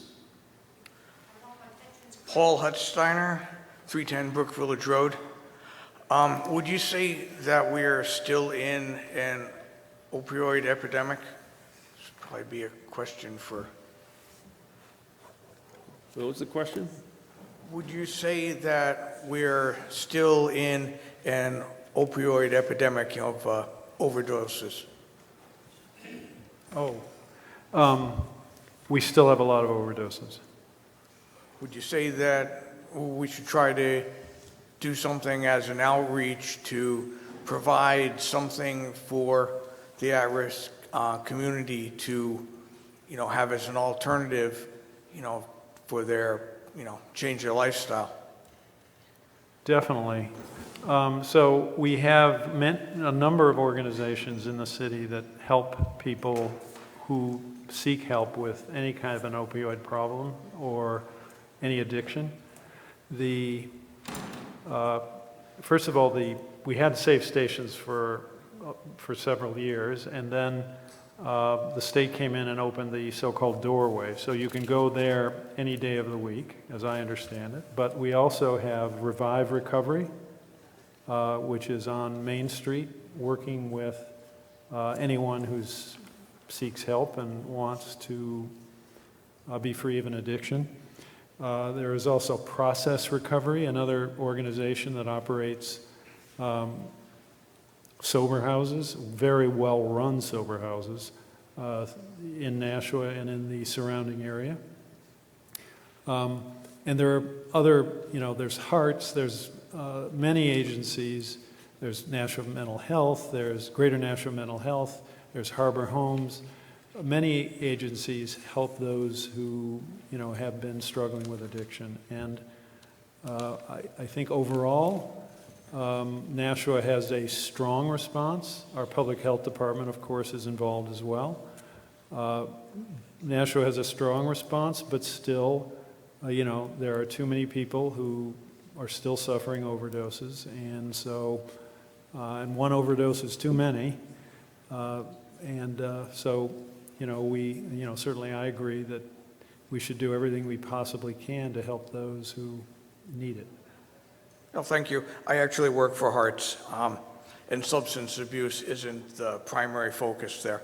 So I was thinking more of like a sober club that would try to attract people and give them something to do during the day, even on weekends, and thereby getting them exposed to the alternatives that the community provides. Thanks. I think to get, Tom Lopez, an alderman, is very involved here as well, so he's probably better able to answer some of these questions. But I think the place to start, if a person is seeking to free themselves of an addiction at the beginning, is Revive Recovery. And once you have achieved 30 days of sobriety, then Process Recovery is a really great place to go. They, Chris DeNicola now runs it, and they, and was one of the founders. So they do a really good job. But if we could talk about it further offline, but any further suggestions you could make, we would welcome. All right, if there are no other questions on public health, community services, we'll move on to administrative services. That's Departments 106, Administrative Services, Department 110, Arlington Street Community Center, 111, Human Resources, 112, Payroll, 113, Benefits, 120, Telecommunications, 122, Information Technology, 128, Risk Assessment, 129, City Buildings, 130, Purchasing, 132, Assessing, 134, GIS, and 2505, PEG Access Channels. Is there anyone that wishes to ask a question in this area? Laura Cahoon, 30 Greenwood Drive. First of all, Mayor, if you talk to Bob Gagley up in Manchester, the man is lovely, and if you ask him for a right to know, you usually have it within 24 hours. Secondly, on the assessing, I think the city of Nashua should do away with their assessing department and funnel it out to an outside source. We have incompetent people in there. I shouldn't even say that. We don't have any people in there currently, and with all the problems we've had in the past, we would probably spend less money if we funneled this out to somebody else and had an outside source do it. Save us money, too. Anyone else with a question on administrative services? Yeah, this is a trick question. Name, address. Fred T-Boom, 24 Cheyenne Drive. Since when is a PAG access channel an administrative service? Say what? Since when is a PEG access channel an administrative service? Mr. Griffin? Could you repeat that question, Mr. Tebow? Very simple. It's a trick question. Since when is PEG access channel an administrative service? Mr. Chairman, John Griffin, CFO, Treasurer Tax Collector. That's been in the IT division for as long as I've been with the city, so it goes with hand in hand with IT. IT reports to the Director of Administrative Services. Wrong answer. It's a special revenue fund.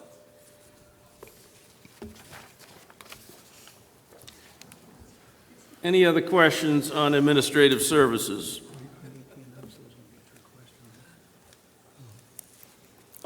Lori Ortolano, 41 Berkeley Street.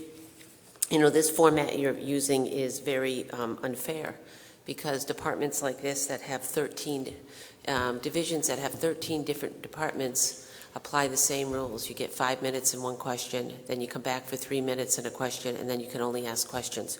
That's the same rule for whether I'm doing other public safety department with 2 different divisions in it, or 2 different departments in it, or 13.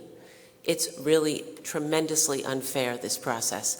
And I'm going to guess if I add up the money in the budget of administrative services, it's enormous. And we can't question it the way we should be allowed to do in a public hearing. So I very much object to your format. That being the case, I'd like to start by talking about the Arlington Street Community Center. Do we have a director for that center currently? I know the director moved over to the mayor's office, Ms. Karen, but has that position been filled for an Arlington Street Community Center director? Yes. Okay. The one thing I would like to make note of is when that department was formed, or group was formed from my brother's keeper some years ago, 2016, 2017, it was pitched in the record as being a self-sufficient. The goal was to make it a independently self-supporting group. And of course it isn't. We're funding it out of the budget. And for that purpose, I'd like to hold people accountable when they say it's going to be self-sufficient. And unless you can really come up with strong reasons why that program has to be maintained, you have not been able to make it self-sufficient in 5 years. And I don't think that the taxpayers should continue to fund these services. Human resources, we've undergone quite a change in the division and in the department and how that's set up, because we have a director. And it's incumbent on you all to make certain that the reallocation of resources and titles is working efficiently for the city, and I'm not certain that it is. Benefits, I have concerns about. I would like to see, when the budget is put up for citizens, I'd really like to see the budget with the 2016 to current, all the years that you have been mayor, Mr. Mayor, what the accomplishments are through the budget. What's happened with benefits across those 5 years, 6 years? What's happened with the number of employees that we have? Have we grown? Have we shrunk? What's happened to these benefits costs? We keep hearing from Ms. Kleiner that she's done some great things helping to reduce benefits for certain types of employees. What is the impact on the total budget with those benefits? We also know that the state just recently announced that they're going to take some of that $400 million of surplus money and apportion it to cities in a one-time payment to offset, I think, the pension plan.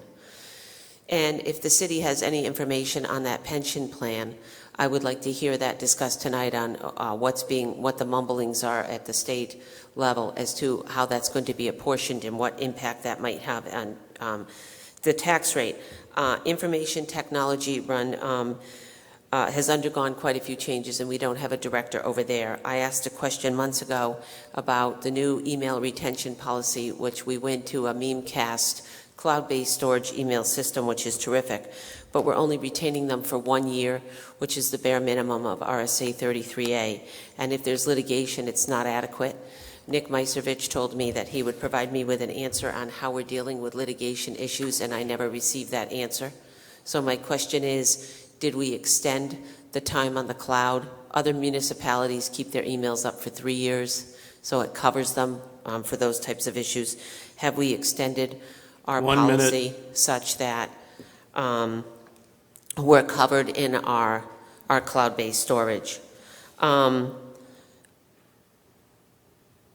Assessing, you all know how I feel about what's gone on in assessing, and I'm going to take that up in my next comments sections to comment. GIS, I'd like to know if we are on target with the ArcGIS integrated system that's being done between the IT department and GIS to move records, integrate records into the GIS platform. We haven't had an update on that, and it's going to impact citizens' ability to research data once the numbers come out at the end of August. Those are questions, and I know I'm only allowed to ask one, but when you throw 13 departments at us, tell us you got 5 minutes and one question, it's completely unfair, and I think it does not live Time's up to up. the spirit of the law on public hearings. Thank you.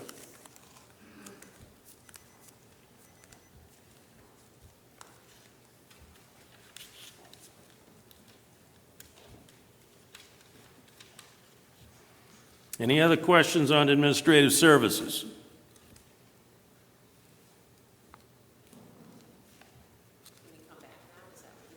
If nobody else is asking a question, you'll get 3 minutes.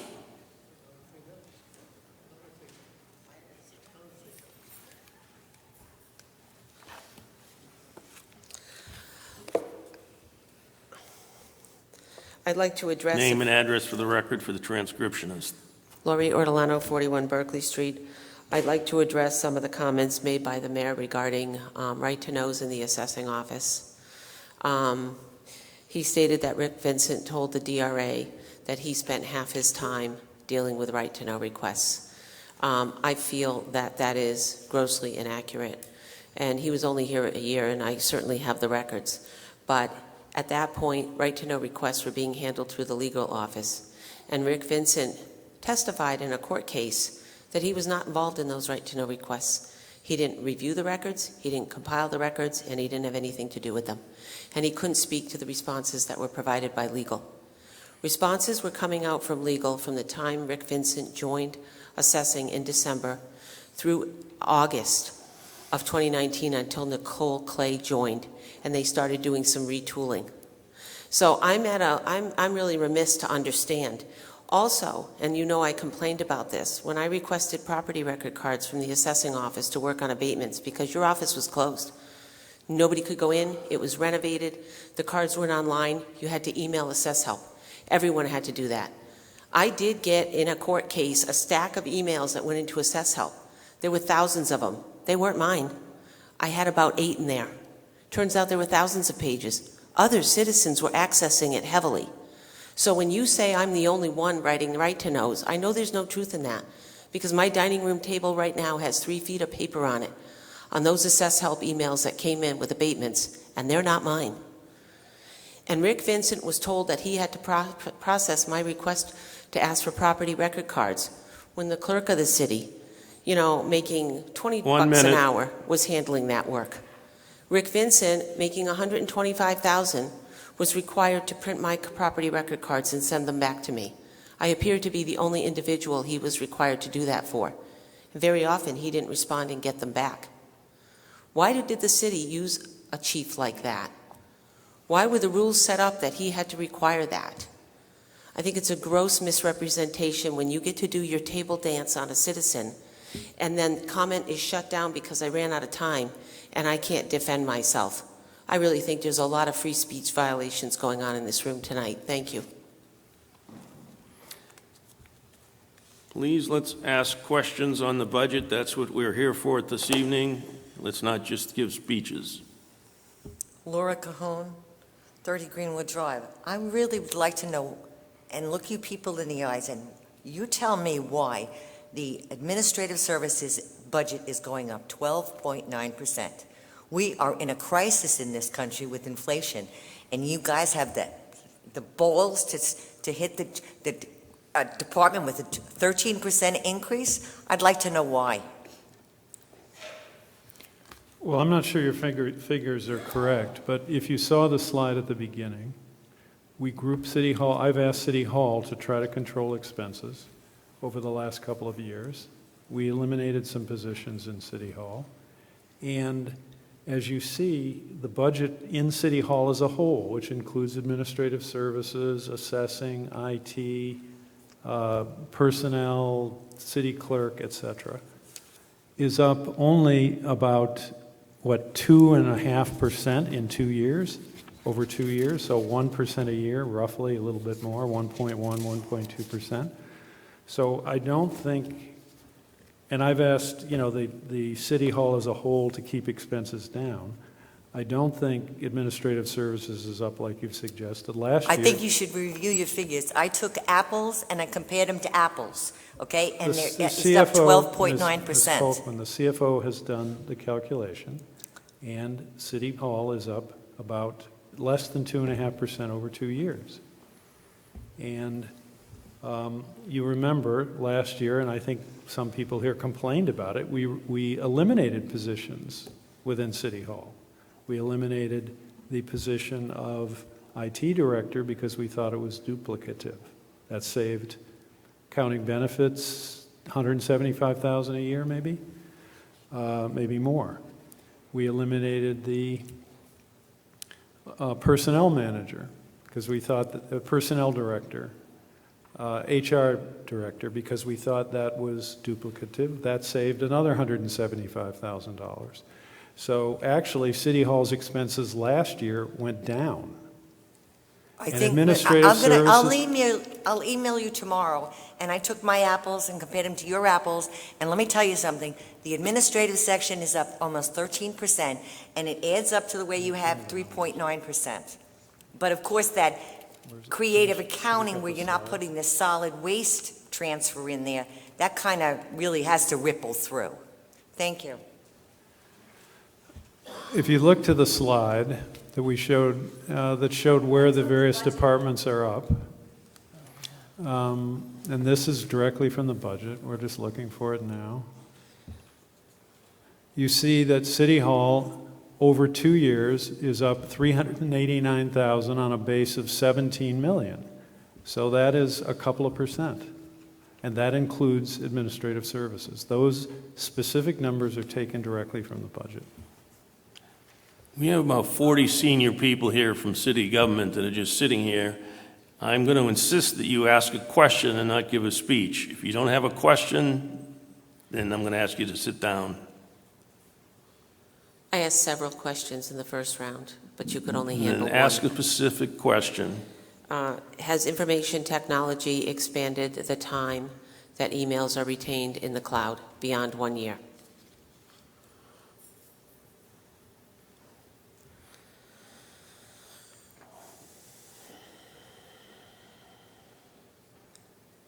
Kim Kleiner, the policy has not been amended since you received a copy.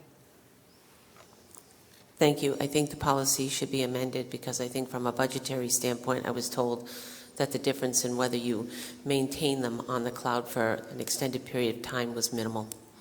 And I'd like to see us do what other administrations or cities do for the sake of preservation of records. In the assessing department, I have another question. You budgeted for a full-time chief and you budgeted for a full-time consultant, unsure of what position might be filled. Why are we budgeting for both positions and not budgeting just for one? And if we have a consultant for a while and then we get a full-time chief, we'll just transfer those funds over to the salary for the chief.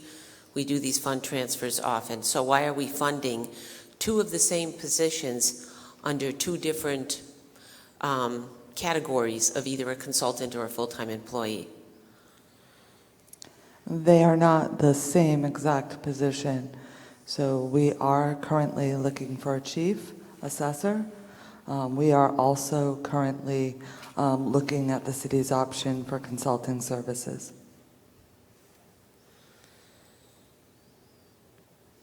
So will a consultant who's coming in to fill in as a chief be paid out of the consulting budget or be paid out of the salary for the chief?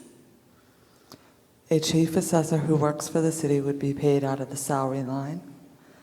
A consultant who would be hired to represent us on many different things or would be paid out of the consultant line. 1 minute. Okay, so I think that's redundant, and I think we don't have to fund both positions. They're high-level positions and they're high-cost positions. What are we doing to address the closure of our abatements that seem to stay open for a much longer time than other municipalities? Because we pay a 6% penalty. I know it was changed this year to 4%, but there's a 6% interest penalty to abatements not closed, and we have abatements going back years that sit on the table and aren't addressed, yet we hire a consultant to address these. Why is that happening in Nashua? We are currently looking at the process of abatements. As Ms. Ortolano knows, that's extremely difficult to do without a chief assessor. So once the city has hired a chief assessor, we should be back on track with that. But that is part of the consulting money that is put into the budget just to address that area. Okay, your time's up. I'll come back. And you were supposed to ask one question, not 3. We gave you a little leeway. Laura Cohen, 30 Greenwood Drive. Ms. Kleiner, you have currently been putting a consultant on the overlay account, which gets kind of buried. So why are you now setting up this new account? Kim Kleiner, they are different expenses. The experts that you see charged to the overlay have been charged there for litigation, that they're working on settlements. The consultant line within the assessing budget would be working on appraisals and different things directly for the department. Can we take the consultants out of the overlay because nobody sees those expenses and put them into the consultant? This way residents could actually see what we're paying for consultants on a whole out of our assessing department? It is something that could be looked at, but they are different types of consultants and different types of work. But they're still expenses and they're still being generated through assessing, and residents have the right to see the full amount. The experts that you see that are being charged to the overlay often work with the legal department. Representing the assessing department. Yes, ma'am. Thank you. Okay. Unless there's somebody new with a question in this area, I'm going to move on to general government. General government is Department 131 Hunt Building, 158 Parking Enforcement, 166 Parking Operations, 183 Economic Development, 4085 Nashua Riverwalk TIF District, 2610 School Street TIF District, and the Hunt Building Rental Fund, which is 2506. Okay, my name is Fred T. Boom, 24 Cheyenne Drive. No spending cap speech this time. I think people have heard enough. But I have a question that actually I don't have an answer to. A rare time I have a question that I don't have an answer, that I already don't know the answer to. And that is about the Nashua Riverwalk TIF District. It's probably from Mr. Griffin. Property taxes, $1.2 million. I think these TIF districts, well, the school doesn't have it, it just has a retained earnings, but the TIF districts are paid with taxes that accrue to just the district. That's how I understand it. And I've always wondered, since you send out property tax bills, do people that live within that tax district get a special tax bill over and above the general tax bill that you get in November and June that accounts for this $1.2 million? No. Okay, can you explain that? So the TIF tax increment financing district is authorized by state law. So we follow state law when it comes to it. And what it says is that once a TIF district, tax increment financing district, is established, any increase in value, the taxes paid on any increase in value within that district is captured and respent within that district. Right.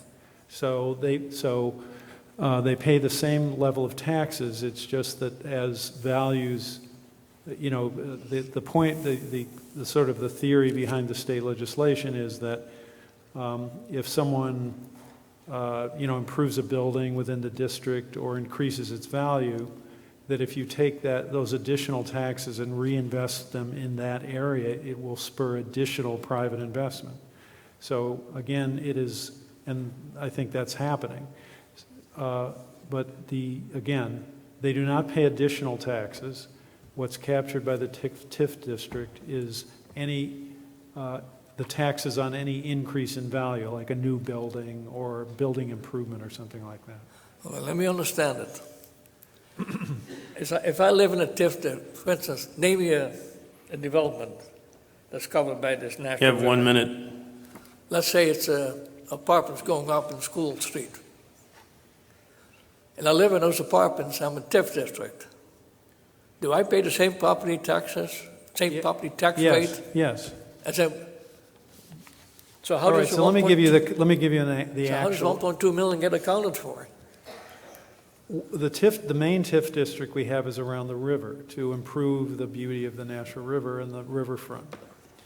And this is a real case. So when the TIF district was established, Lofts 34 was still practically unimproved. I think they had begun to do a little work, but it was still basically just a warehouse, unoccupied.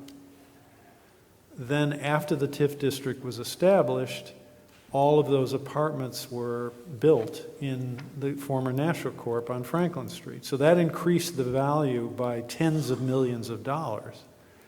The tax money generated by that increase in value goes into the riverfront tax increment financing district. That's where the money comes from.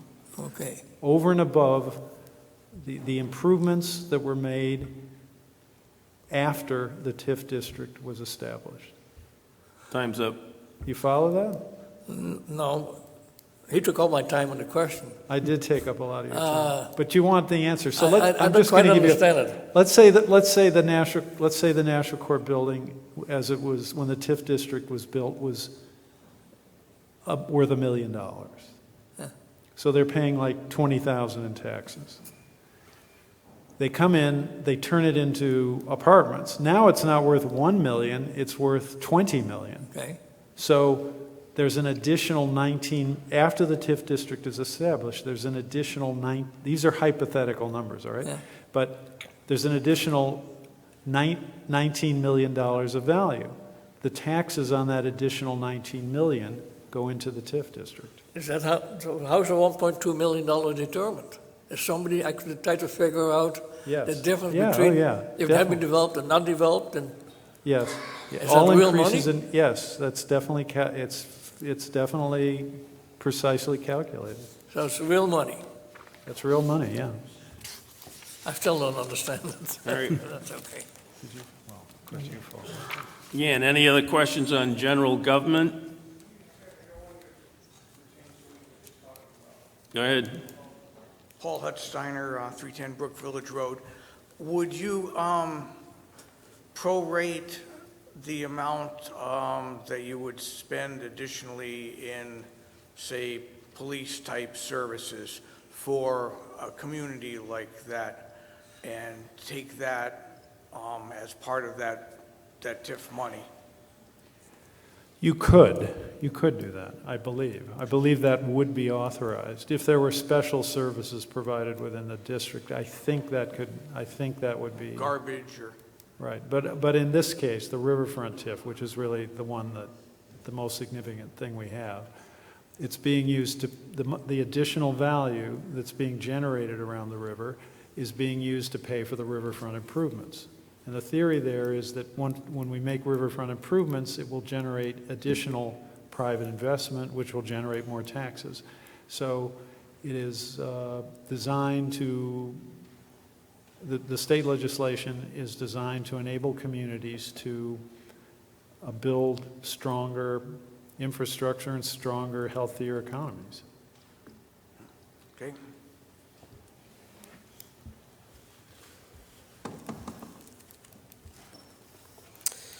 Lori Ortolano, 41 Berkeley Street. Where does the money or the funding for the Performing Arts Center fall, and who has oversight of that? I was thinking economic development has oversight, but where does we start paying a rent on that building when it opens, I think to the tune of $500,000, something like that. Is that in the budget, and where does that fall? There's a bit of a misunderstanding regarding this. Yes, I mean, we had to, the financing arrangements are somewhat complicated because we qualified the building for new market tax credits, therefore generating $2.5 million in cash in these tax credits, a ballpark. And so there are, in order to maintain the qualification for that, you have to have kind of a complicated ownership structure. But in the end, the quote rent being paid by the city equals the property taxes being paid. So it's a wash. The money going in, the money going out for rent and property taxes equal each other. So in the end, it's a net zero as far as rent and property taxes go. So I don't see it as a net zero, and because why bother paying rent if the NPAC is paying property tax to us because they owe us property tax because they're a for-profit business that's running the center under this 7-year commitment with the new market tax credit, then why aren't they just paying us the taxes, and why are we paying them a rent back to make it a wash? Why should we do that? Well, it is a wash. Mr. Griffin? Yeah, it's pretty complicated. I actually sent some communication after my presentation before the Budget Review Committee to those members and the members of the Board of Aldermen. Very complicated deal, but very well described. So if you did have the time, I think it was about an hour and a half, all of the folks that worked on that project. But getting back to the budget, if we look at page 107, not really knowing where to place it, the comptroller and I decided other general government. And at this point, we're contemplating 2 lines. One is the rent that we're talking about of the Performing Arts Center. So NPAC doesn't have any money. So the appropriation to get the $2.5 million that the mayor described, we have to pay what could be $500,000 in rent, base rent, because you need an arm's length for-profit calculation in the new market tax credit mix. We also pay what's called, in the contract, additional rent, which is the property taxes. So as I mentioned, NPAC doesn't have any money, so we need to, through appropriation, have to pay whatever that property tax amount is for them, NPAC, to pay the city. So that is a wash. There's another line item called, once it gets open and operational, is an equipment lease for the equipment to properly equip the Performing Arts Center to work. So we've entered into a lease agreement. Once again, we pay the appropriation lease, and then they pay us back through what's called a distribution. So you're going to have the expenses, appropriations on page 107, And then elsewhere in the revenue side of the budget, you have those payments coming back to us. And what does the, You have 1 minute. okay, I'll definitely come back on this. 107 puts it in, is it other general government or general government? Is that the, I'm not going to open my book because I don't have the time. Well, 118 is the appropriation. You're looking for the revenue? Yeah, well, for the appropriation, where does it fall under? Like what group? Oh, financial services, and that's why Okay. Mrs. Colquhoun said that my budget's going up 17%, is because this is in here. And is the for-profit NPAC a public entity? Is it we had to do this complex deal in order to get this $2.5 million through the new market tax credit. But in the process of doing it seems to me we gave up our right as citizens to understand what our government is doing with our money, and that art center was, Time's up. I'll come back. Back to the TIF district for a minute, which Mr. So Teboom I'd was. prefer we move this along, so let's ask direct questions for direct answers, because I'm going to go to public library in a second, because the Laura same people Cahoon, are 30 speaking. Greenwood Drive. I just Mr. would Chair, like to could I would go like back to Mr. Teboom's question for like 30 seconds? Sure. These tax increment financing districts are commonly used in the cities, of New Hampshire to help spur economic growth and economic development. I mean, other cities use these. We have two, I think, but other cities have more. So they're a common feature in New Hampshire, especially cities. I'm directing my question to Mr. Griffin. I did, by right to know, get a copy of the lease, and the city, the taxpayers will be paying the NPAC $500,000 a year. They will also be paying all the property taxes on the building. The city will build MPAC, then MPAC bills the taxpayers, and we then give them the money back. The same thing holds true on the equipment rental. It's $165,000 a year that the residents are paying to suit this thing up. Nowhere did I see any money coming back for the rental of that equipment. Mr. Chairman, And if that was the case, why are we showing an expense and not a zero? so if I could be helpful, I'm going to send you the same information that I sent the Board of Aldermen, because it is complicated. So if you picture the rent plus the additional rent, which is the property taxes, plus the equipment lease, there's a distribution coming back at the end that provides the offset to the expenses. And this distribution wasn't in the contract? Oh, it is, yeah.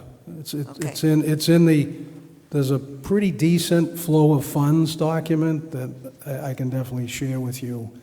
And it has the 3 items, and it shows the to and from and all of that. But it was designed to enable the final contract with the company that's going to run the Performing Arts Center to be a for-profit company. That was the whole.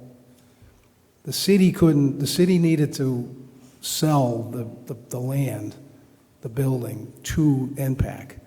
They're the ones that are constructing. Well, they didn't sell it, they gave it. Well, it was a transaction, but There was no money exchanging hands. It was just a quick. the city was reimbursed $2 million for the. No, that was for the original. I got all the 1 documentation. minute. Yeah, you have everything, but I'll get you more and better information. The originally, they were refunded from what they paid to Alex's shoe store. Right, correct. All right, I'd like to move on to public library. We've had enough questions. You've asked a bazillion questions tonight. You're tying up the entire city government. A lot of these questions that you're asking, you've asked on right-to-know requests. I have not. I have not about the arts You've asked center. them at other meetings and had I answers. have not. You have You have a deferred them to question. the city. You have a question that you're going to ask that hasn't been asked before. Yes. All right, go ahead. And you need to go home and go to bed because you're very grumpy.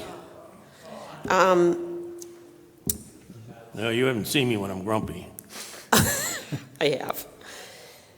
Is the NPAC a public entity?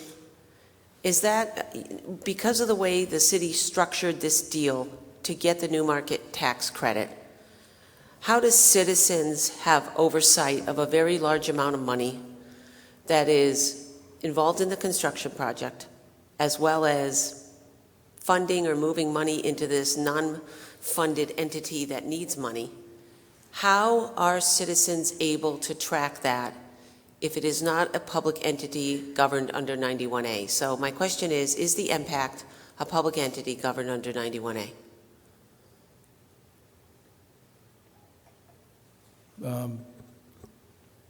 It was done by the legal department, contributed heavily. I'm not sure if it... Do we know what the MPAC is? Like, what kind of business? I mean, I know it's a for-profit, but what is it exactly? It's a for-profit what? Is it governed? For example, I was told the Main Street Realty, which was that intermediary that the money moved through, which was the nonprofit portion before it was picked up by the MPAC, was a 162G, RSA 162G entity, is what Tim Cummings said.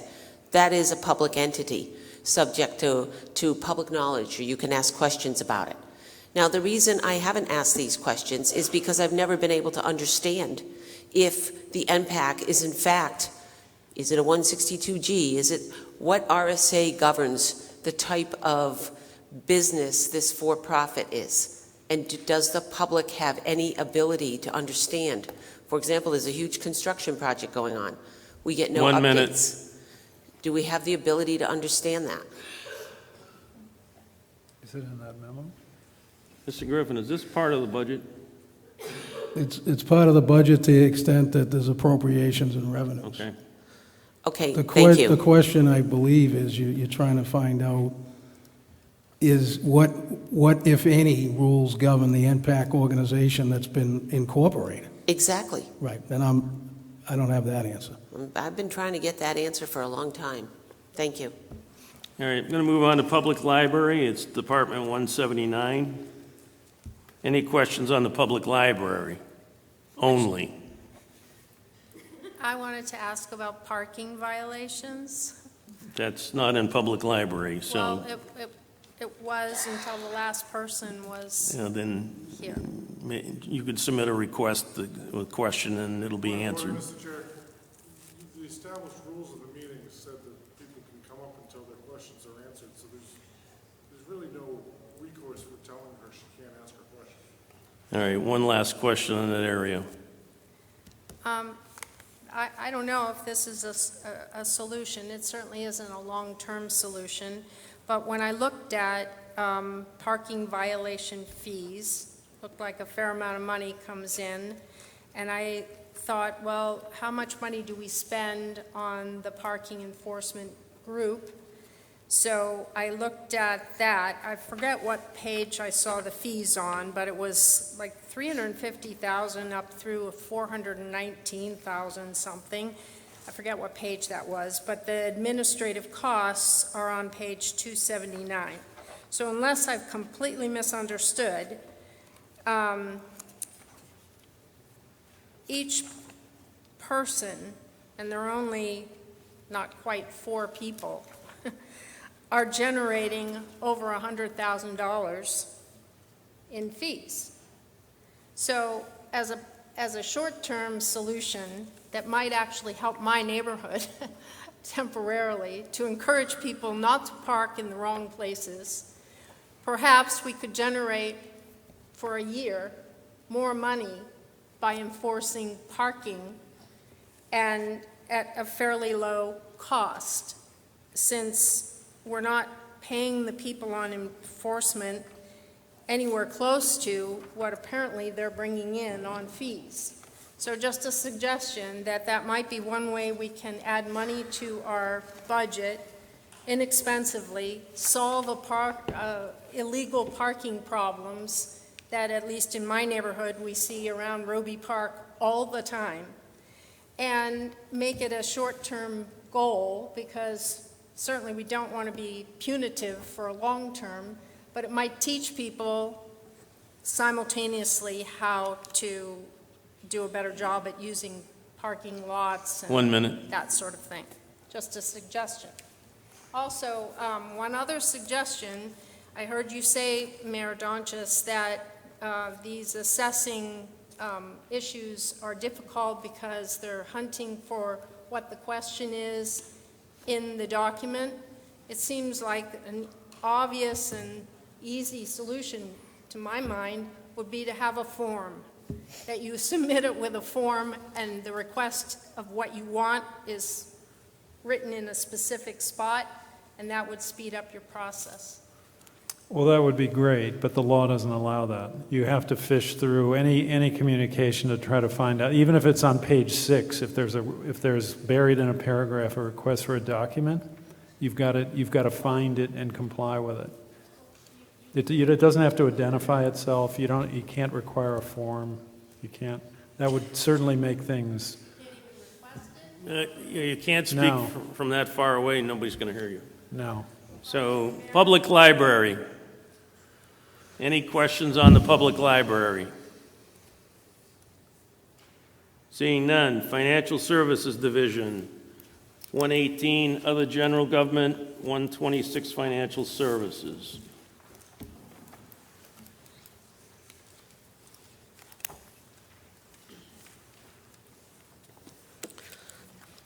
Lori Ortolano, 41 Berkeley Street.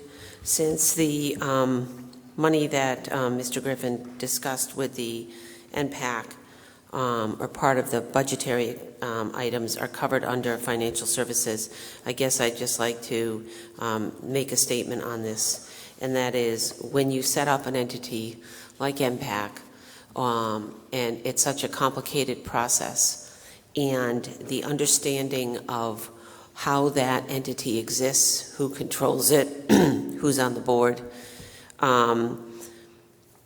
isn't readily available at all. You got to file a right to know, right? That's what you got to do. I know I've tried to speak to Tim Cummings about it, and he refuses to answer the questions, so I'd have to submit something in writing, and I haven't done that. But I'm also very concerned that something so complex that the alderman had a difficult time understanding it, does not have citizen oversight, wasn't set up such that we could monitor what's going on or have accountability to the public. That deeply disturbs me, given the complexity of this center and, $30-40 million of expenditures that are going to go into it. I just don't think that was right. Thank you. Any other questions on Financial Services Division? Seeing none, we'll move on to capital improvements. Capital equipment, capital improvements. I have two quick questions. Number one, the capital equipment, is that a SURF? Mr. Griffin? Capital equipment is... Page 306. SURF. 306 is all SURF. And since it's all SURF, is that part of the annual budget? Does that come under general fund?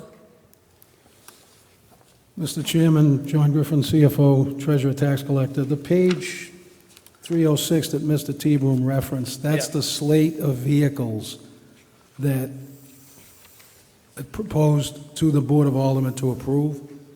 The SURF, the Capital Equipment Reserve Fund, is a capital fund that has funds in it.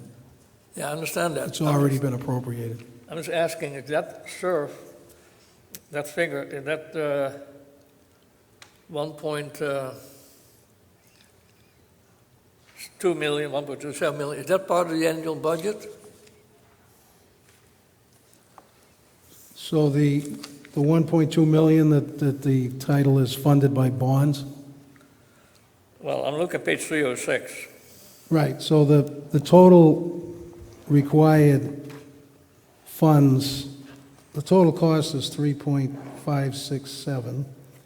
The amount funded by the Capital Equipment Reserve Fund is $2,257,882. Right.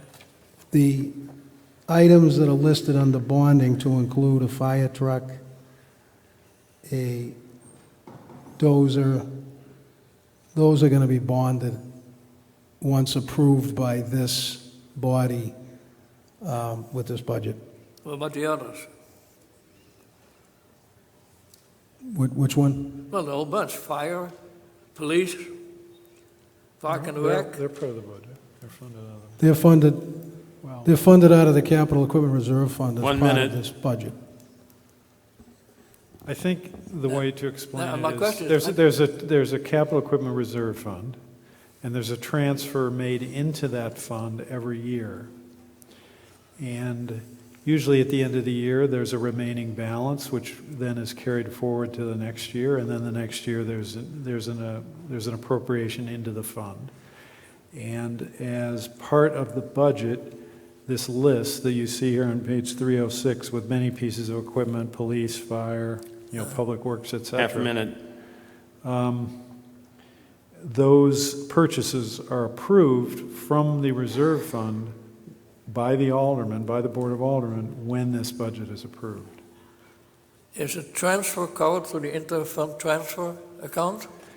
Typically, you'll over the last number of years, the transfer to the capital equipment reserve fund has occurred as part of the escrow process. So we generate money, a surplus based upon unexpended appropriations as well as revenue, which exceeded estimates, and that money. Typically, the biggest uses are relief for tax relief, buying down the tax rate, and number two, the SURF. So they do not show up in the annual budget? The transfer in? The Correct. What does not? 3.7 million. I understand the transfer. I'm Yes, just asking I think you're right. Yes, the transfer is occurring. There's a balance in there at the beginning of the year. So some of the $3.5 million, well, it's 2.5 because the 1.2 is bonded. But part of the 1.2 is there at the beginning of the year that is supplemented by a transfer in later, typically from the balance that was there that will be there at the beginning of the year. In other words, on July 1, 2022, will be supplemented by an escrow, which will add to the fund, and it will cover. Then from the fund will be expended the 2.2 million, and there probably will be a balance at the end of the year, that is at June 30, 2023. So it's done through escrow? The fund is through escrow? Yes. Okay, that means they're not shown in the annual budget. It has typically been done through escrow, correct? So they're not shown in the annual budget, was my initial The question. transfer in, no, it is not, correct? Yeah, your time's up. That's correct. One final point to help Mr. T-Boom. Page 307, line 4, that's the Capital Equipment Reserve Fund at the time we put this particular document together. So 4.168 is sitting there ready to be spent on these items and the prior items from prior years. Yeah, but you're not funding $31 million in the annual budget. That's just a summary. I think I know the answer. I think the answer is it does not show up in the annual budget. I have one other quick question, Mr. Chairman. Is on page 218, where you have the capital improvements, on that table on page 218, are those bonded projects or are they cash projects from the Cash. general fund? Cash. Cash? Okay, thank you. All right. Any other questions on capital improvements? Seeing none, we'll move on to other public safety. 159 hydrant fees, fire protection, 162 street lighting. Any questions on that part of the budget? Seeing none, we'll move on to debt service contingency and interfund transfers. Department 193, debt service, 194, contingency, 198, interfund transfers, 2508, special road and highway fund, 2510, Pennachuck acquisition bond fund, and various city special revenue funds funded by grants. Laura Cahoon, 30 Gridwood Drive. Under the interfund transfer account, if you look on page 215, You will see the solid waste. Will show you the figure of $5,188,000 for the year 2021, but it's not showing the $5.8 million for 2023. Yet if you go to page 226, at the bottom of the page for solid waste, it said these fees are going to be transferred out of the general fund account. Why is that? That's what I call creative accounting. Is this a question on other public safety that I just pointed out? Your debt service. Oh, I'm sorry, debt service, you're right. Never mind. My fault, apologize. Well, Go to page This is- 215 and 226. Right. So, Mr. Chairman, if I may, there's no sleight of hand here. This is how, when I came on board, this is how it was done. Solid waste has never been able to be, But you say on page 226, it says it's being transferred out. Plus, if you look on page 215, you will see the money that was transferred out in 2022. There's a 5.188. That was transferred out in so why would you list it, for last year, and you're just not bringing it over in the current budget? And you've been doing this for years. there could be another way of doing it. All I'm saying is Yeah, to bring it that over, there's that's no- because it's part of, Well- it's an expense out of the general fund. Right. It's going to be a general fund. Matter of fact, it's one of the lines on our tax calculation, so it's definitely there. Yeah, but you How it's done you're here, giving and a footnote. I'll get you a better answer, but the reason why it's shown in the 1 minute. transfer is because that's what happens in 2022.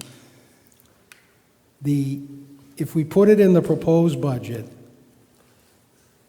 we'd be 5 million over the total municipal budget. So we need Well, to, we're still going to pay that money, yes, that's correct. so.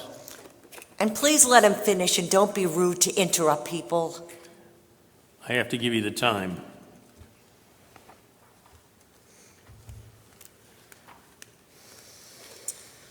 Lori Ortolano, 41 Berkeley Street.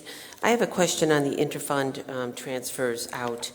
On page 215, and I was there when the Finance Office was covering this in the budget meeting, there are two ETFs that were set up, the Transfer to Eastside Recreation Facility ETF and the BIDA ETF, that through 2022, as of April 30th, carried a certain sum of money, $750,000 and $250,000 in each one respectively.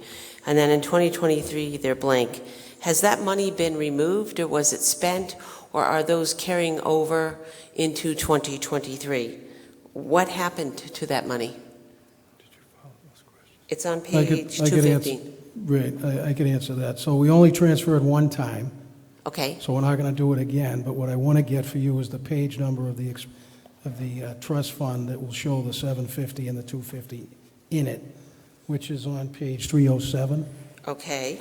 So if you look to 307, you're going to see the bidder, line 38, that now, because it has a little bit of interest, 250,061, I believe. And then there's one here for the 750.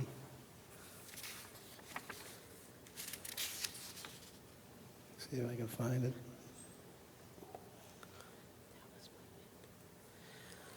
So I'm just confused by the fact that the 2023 proposed department budget shows nothing. And it's not a zero, it's just a dash. So I guess in a nutshell, does BIDA have $250,000 in the ETF?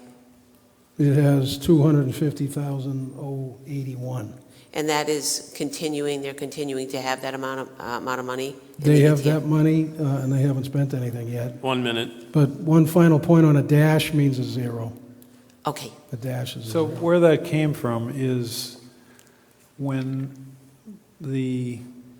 pursuant to a development agreement, I don't know, a dozen years ago, a parcel of land formerly John Mansville was sold by the city to a developer for $750,000. And that money was allocated. $250,000 remained with BIDA so that they could maybe generate another project and additional tax money. And 500,000, I think, went to a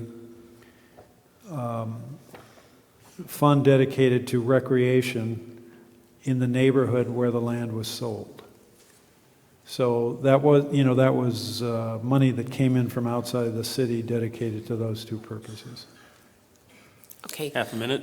My only concern is, I'm sensitive to these ETFs, and if you have committees and organizations that don't meet and aren't, like BIDA is not an actively meeting group, I'm opposed to funding them with ETFs if there are no projects. This money can be used to reduce the tax rate, and I think we should be looking at our ETFs and determining if the money is being spent, and if it isn't and projects aren't on the horizon, why we just are putting the money there. Thank you. Any other questions on debt service contingent and interfund transfers? Mr. Chair? Yes. I'd just like to note BIDA is meeting. Excuse me? BIDA is meeting and exploring projects. Okay. Fred T-Boom, 24 Cheyenne Drive. You have listed here the city special revenue funded by grants, but you don't list the school special revenue listed by grants, but the school are listed on the special revenue funds on the last page. If I look at the listing on page 257,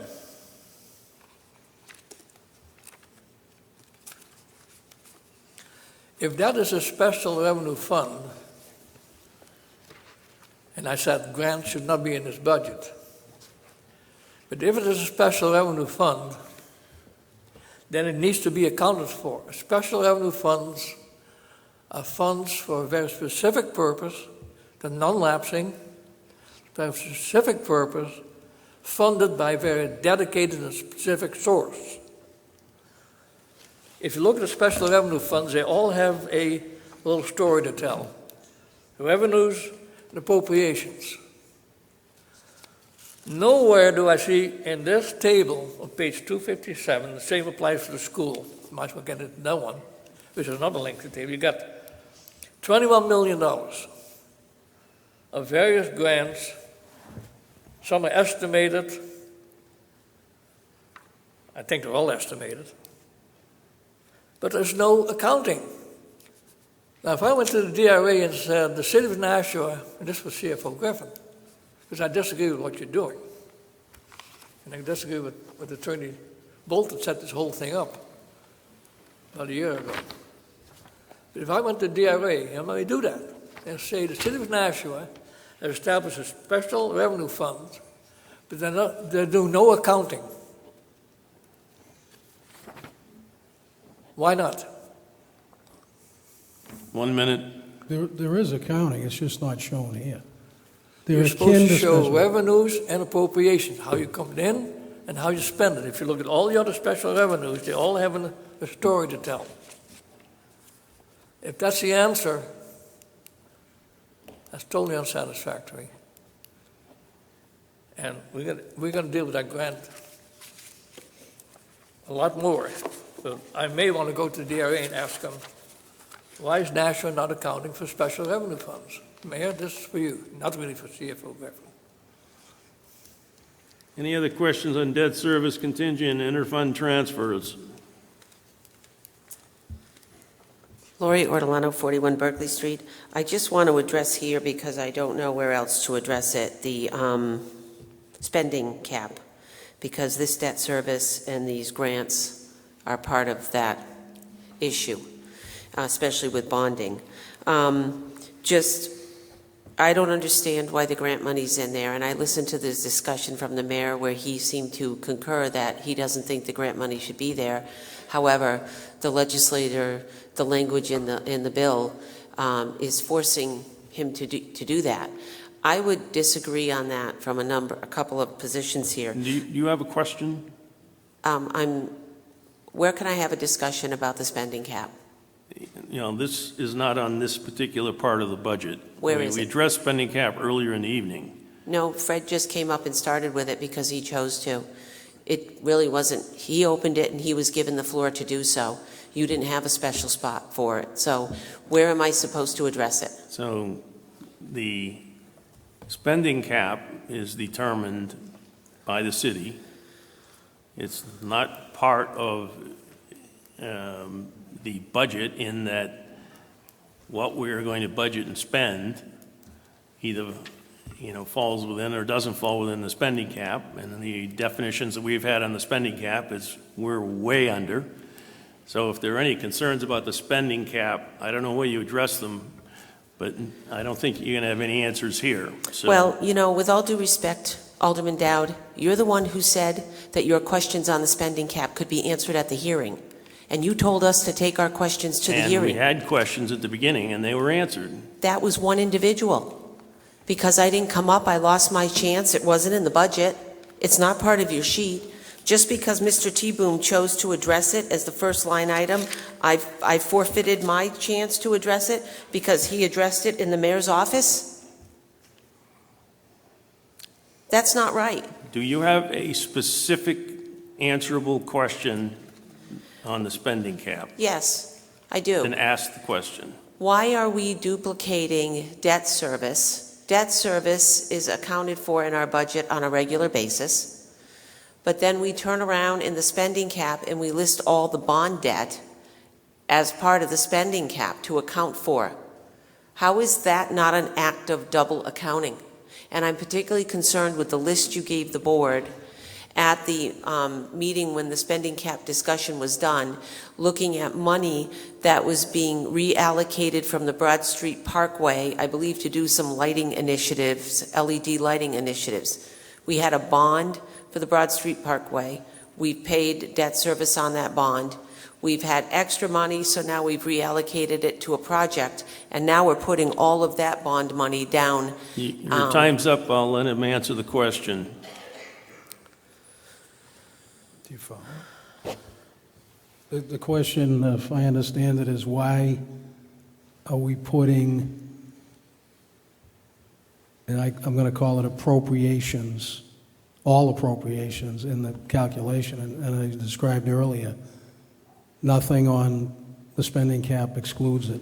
The mayor addressed that as well. That's the answer. And your time's up.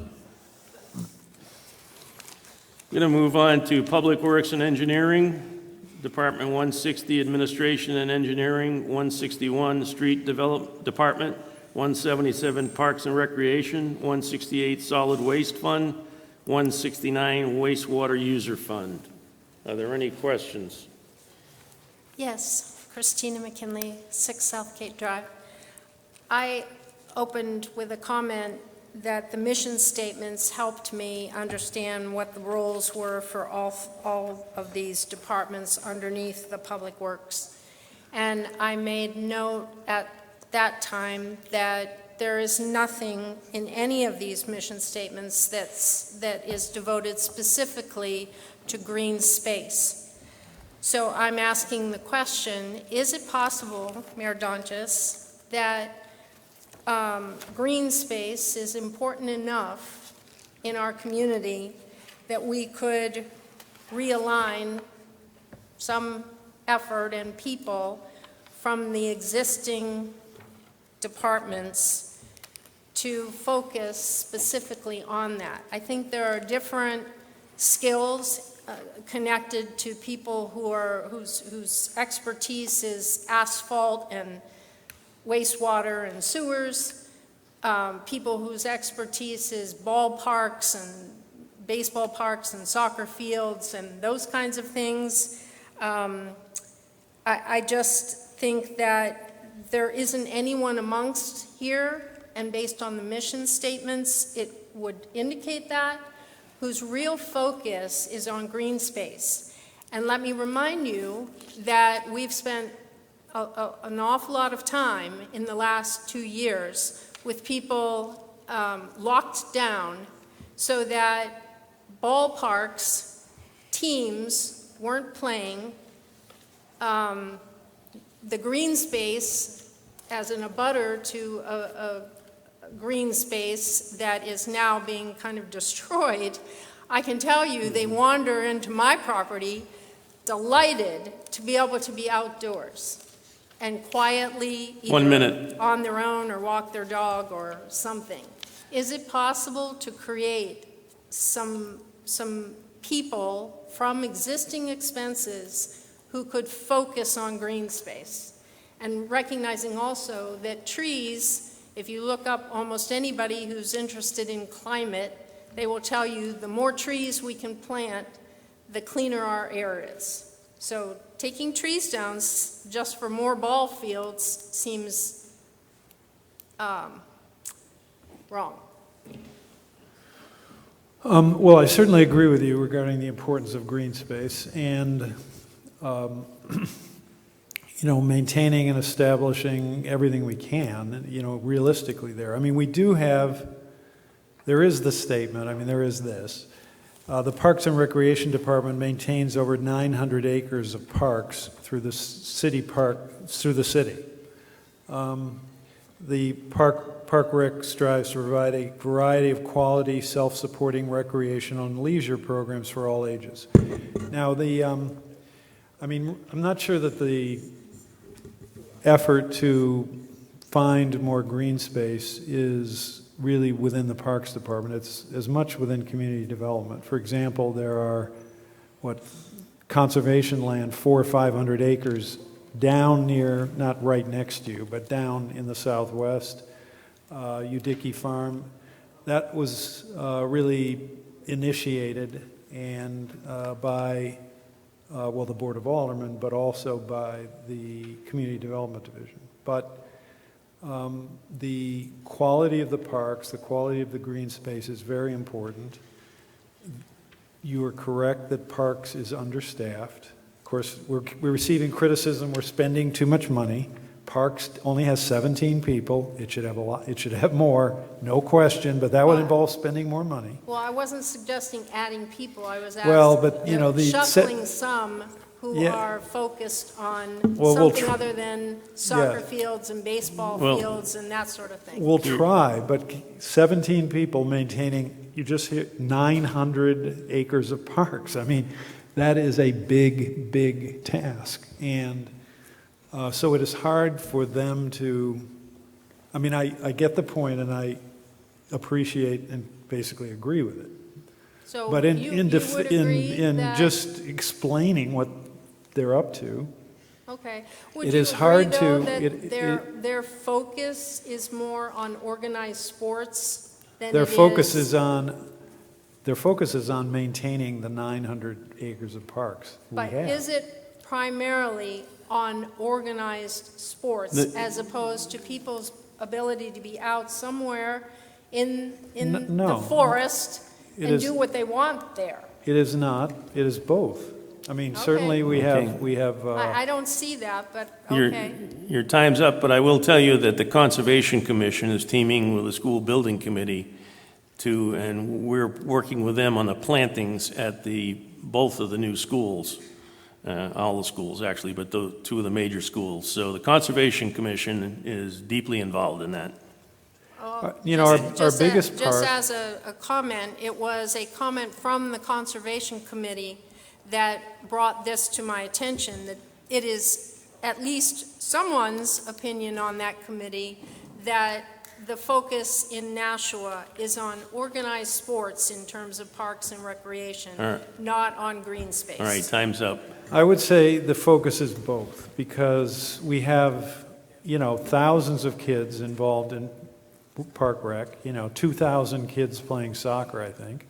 On the other hand, we have Mine Falls Park. 90% of that is wilderness.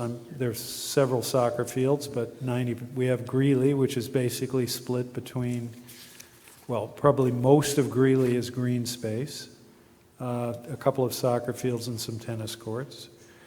You have pointed out you live near Roby, and there is a disc golf course being established there.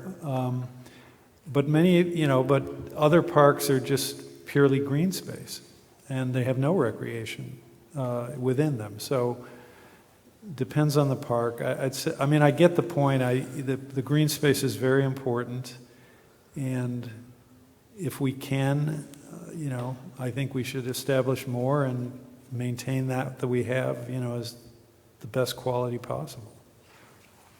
It is very important. Okay, questions for the Public Works and Engineering? Are we allowed to make a statement? What's the rule again? It starts off with a new department. We're trying to move things along, so I'd prefer that you ask a question involving that department, no statements. Well, I'm going to have a few statements. You can't change the rule in the middle of the game. Now, I spent years in Litchfield doing public hearings and actually having special meetings, right, warrant meetings on Saturday mornings. A town with a $13 million budget assembled its people. Please ask a question. And you spent 6, 7, 8 hours of your Saturday, all day, having public discussions about your budget. We come here at 7 o'clock, and you're ready to throw the towel in by 9, and you're ticked off that we're not moving along. This is an abomination. Now, regarding Public Works, I have concerns with the public relations position in that department. I think it's falling short, and I think this Roby Park issue is a great example of where it fell short. I think it's an unnecessary position, and we should be funding that, because I don't think the public relations is happening the way it should with the outreach to the community when things are going on that affect the community. Roby Park was a perfect example. I was there for all of those public works meetings where the discussion took place, the vote went down. It was very quick. There was almost no discussion, real discussion by the board. I do feel we're falling short on green space. And when the mayor mentions that we have 17 people to maintain 900 acres of park, and that's very difficult, I recall Alderman Jetty asking if they felt to Public Works that they were able to do that and do that maintenance, and the answer was yes. Now, one of the concerns I have is that I'm not certain we're deploying those park people efficiently or correctly. It is very important that their work schedules get done the day before so that when they come to work at 7 in the morning, they're ready to roll out and do parks work. And I think we're not handling that staff correctly. And those inefficiencies we are paying a lot of money for. So I'm not in tune to keep the budget as it is and fund this, because I don't think we're doing the right thing here. Thank you. Any other questions on Public Works and Engineering? Paul Hutzsteiner, 310 Brook Village Road. Would there be any funding for creating a short section of walkway on the DW highway where the retaining wall of a cemetery is maybe a foot away from the travel lane of the highway, and it's right by the Royal Ridge entrance of their development? I've walked by it, and it's kind of scary. Is there a sidewalk there now? No, you're saying no, right? No, there is not.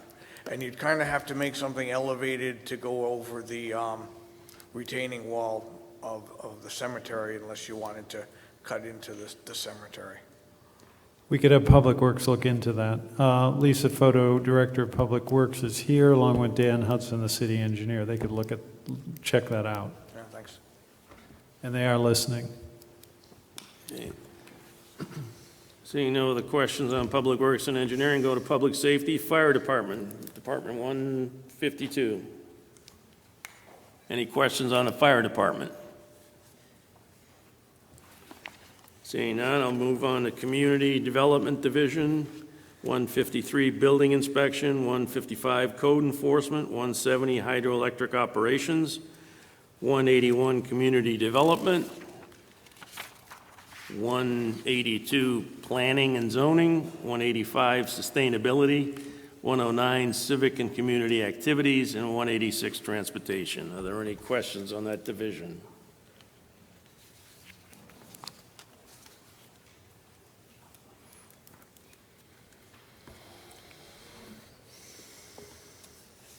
Lori Ortolano, 41 Berkeley Street. Based on information and belief, there was a scanning project going on in the building permit department to scan records like assessing. I didn't realize that was happening, but it was underway. Can anyone tell me what the scope of that scanning project is, when those records will be available to the public. There are computers set up, but they're not working. What the cost was for that project and if we've completed it.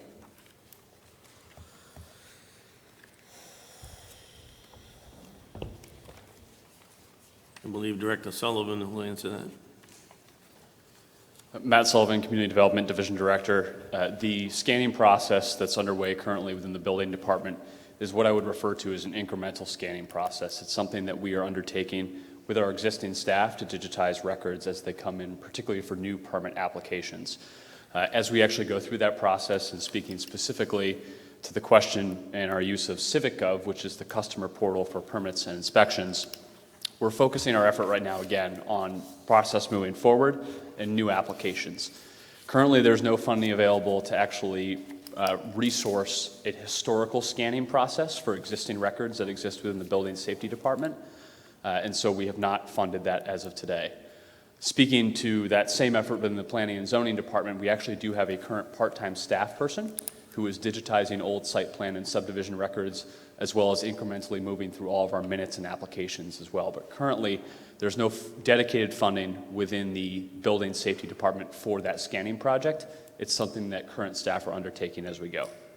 Okay, it's not a separate outsourced item. Correct. And the newer records and applications that are being scanned or digitized, eventually they will move to that citizen portal, but that's just not available yet? That's correct. We're working with Information Technology and Administrative Services, but unfortunately that citizen portal is not yet available. We hope to roll it out sometime over the next year, working cooperatively with IT. And are you redacting your records as your person? Are you under redaction requirements to redact your records? We are not currently redacting records, and the reason for that is that currently the files are not redacted in any way, and so we're providing them in the same manner that we have historically. Okay, so phone numbers or email addresses remain on those documents? We are not currently redacting. Okay. And also one last 30 seconds. Question. What do you see for code enforcement violations, and how do you track that? Mr. Chair, we track code enforcement violations using the same process and software that we use for building permits, that being CivicGov. We track it on an address-by-address basis. Our code enforcement process operates on a complaint basis unless it's something that's easily seen by a member of city staff out in the field. Therefore, when we field a complaint or receive a complaint, we respond, we conduct an investigation, and respond appropriately under the legal process defined in statute. But again, that system lives within the CivicGov software that we're using for all of our other permitting processes currently. Thank you. Time's up. Any other questions on community development? Seeing none, I'll move on to Public Safety Police Department. Any questions relative to the Police Department? Seeing none, I'll move on.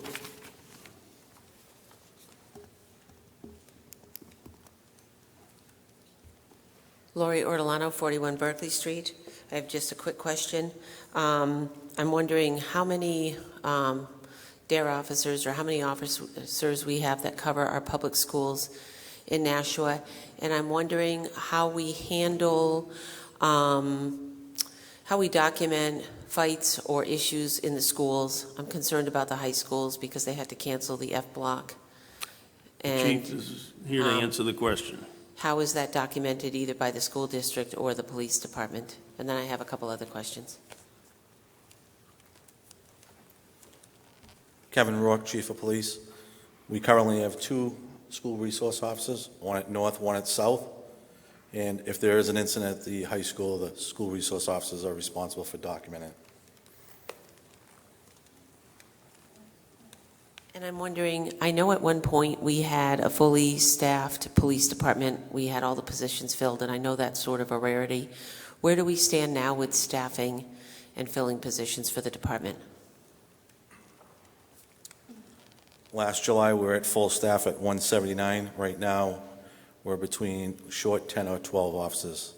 We have a couple pending retirements.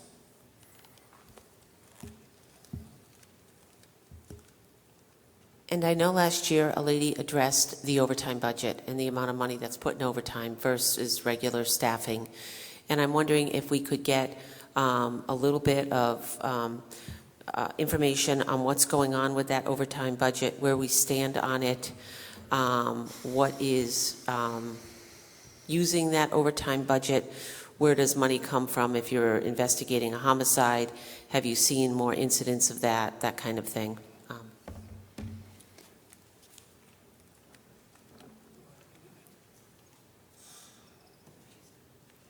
you the chief?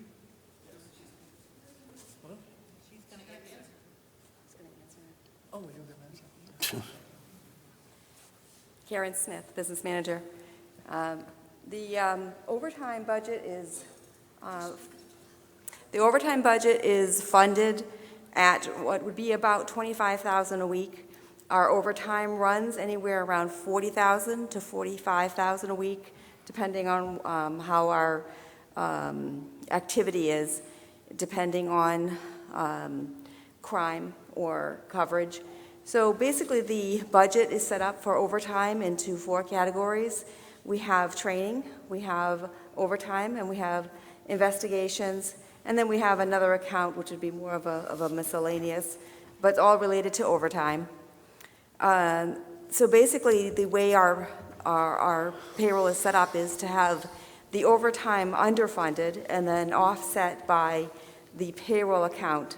So right now, we are running, because of the vacancies, we have numerous vacancies, about $1 million in an overage on the overtime and $1 million offset from the payroll to break out about even. I have to see again, we still have 2 more weeks in the year. There will be a little bit of a surplus, knock on wood, depending on the activity in the next 2 weeks. We also have a expendable trust fund account, and that is for major crimes. It's been compared to other departments that have a snow account. So we request $100,000 a year to fund that account. I can give you the example of this year we had in July, unfortunately, early in the year activity. So that account was hit very hard, $70,000 right up front, July, August. So we use that account for significant occurrences, and once that is depleted, we need to go to our operational account. So again, this June, we had activity again as late as June, and I just had $20,000 last week that we had for a significant occurrence. That is it in a nutshell. Thank you. You're welcome. Any other questions for the police department? Are you the chief? Every 2 years, I have a new chief. At the risk of getting arrested tonight, I'm doing a spreadsheet on the budgets in the city from 2006 to 2023. I obviously have not completed that. But just a quick snapshot. In 2011, the police department's budget was $18 million. In 2023, the police department budget is $37.1 million. So you have the honor, Chief, that your department has the highest growth rate of all the departments. You've grown by 106%. You've grown by, if you look at the 106% over 13 years, that's about 8% a year. That's a phenomenal growth. I'm not talking about overtime, I'm just talking about the growth in your budget. No, that's a total budget. Why are you the largest, fastest growing department in the city?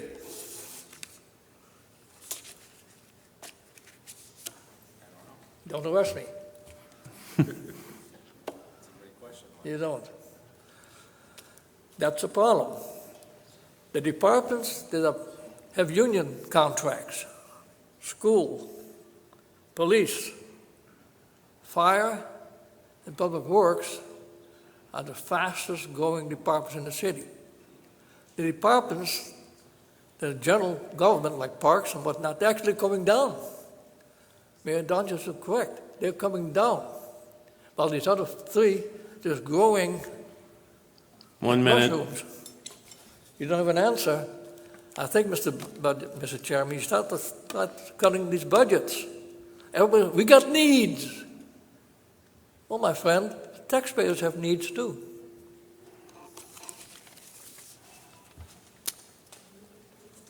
Thank you, Chief. Thank you, Karen.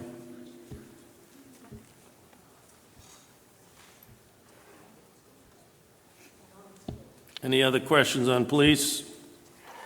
Seeing none, we'll move on to education. Any questions on education?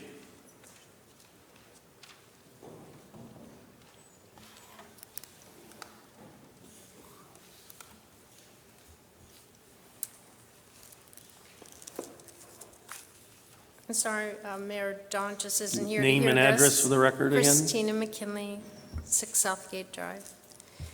I'm sorry, Mayor Don just isn't here to hear this, but I'm again pleased that there is a mission statement that gives me a backdrop for what the focus of our education department is. And it perhaps ties in with Fred T-Bone's comment of how the police department and all the departments that are governed by unions are increasing so fast and significantly, because when I look at the mission statement for our education department, there's so much focus on what has been accomplished that connects to our union contracts. And I get that that's an accomplishment, but that doesn't seem like that ought to be the focus of our education department. And then when we get to student achievement, they can point out overall achievement versus student standouts. Well, there are some student standouts, and there always are. But what isn't focused on is overall achievement. And I believe Nashua, not different than many, many public schools across the country, achievement levels have been going down for decades. And it would seem that the mission statement from our education department would be to be increasing 1 minute. overall achievement levels. So my question is, since the budget, and I believe John Griffin last year told me 53% of our budget was education. So my understanding is, well, I don't know, John, maybe you can tell us this year, what is the percentage of our budget on education? But how does that match up? I see nothing in this document that tells me, how does that match up with declining student population? How does that factor in with, well, with declining student populations, that's smaller classes? And I often see what we're doing for lots of kids that are in trouble, but I'd really like to know, what are we doing for the gifted students? Because I believe that the competition in our world right now, most of us are going to need to work for a company that a gifted student has figured out how to make something new that isn't around yet. So we best not ignore them. So, Time's up. Mayor Donches, what are the answers to those questions? Well, the school department is run by the school board, and they take up those questions, and they're responsible. I mean, but I can say overall that education is very important, that the gifted students certainly should be addressed, along with those that struggle a little bit more. I mean, every student is valuable, and every student should be given attention according to their needs. In terms of the amount of money spent on the school department, it is the majority of the money in the city. I mean, it's by far the most expensive service. There's nothing that tells me what the difference of cost per pupil is now. Your time is up, but that was presented by the Board of Education last night. Well, this is the education department budget. Well, no, why they're not here? Why isn't that part of this budget? Why the Board of Ed is not here to answer educational questions, I don't know. But I can say that the average expenditure per student is calculated and appears on the state education website for, I believe, every district in New Hampshire. And our expenditures are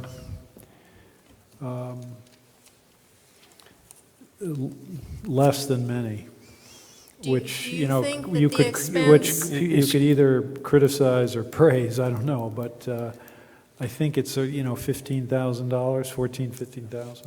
Excuse me, Wow. your time is up, and that information is on a presentation that was given by the board last night. Well, It's on the website. I'm responding to education. And this is my question especially for you. We have almost no people who live in this community here tonight. Almost everyone who's here is part of the city structure, is either working for or in some way part of the department. If we were bringing our children to see how the city works, Alderman Dowd, would you be proud of what they saw you do this evening? Yes. I wouldn't. Well, that's your opinion. Education? Education. I mentioned that I had doing a spreadsheet, and I mentioned the police chief had gone up 106%. Education in the same 13 years went up 91%. It's $167 million. $167 million we're spending on education in the city. The math scores are down. The English scores are down. The science scores are down. The reading scores are down. But they keep charging more and more and more money, and Mr. Chairman, all you do is say, yes, they got those needs. It's time you start reducing these budgets, not increasing them.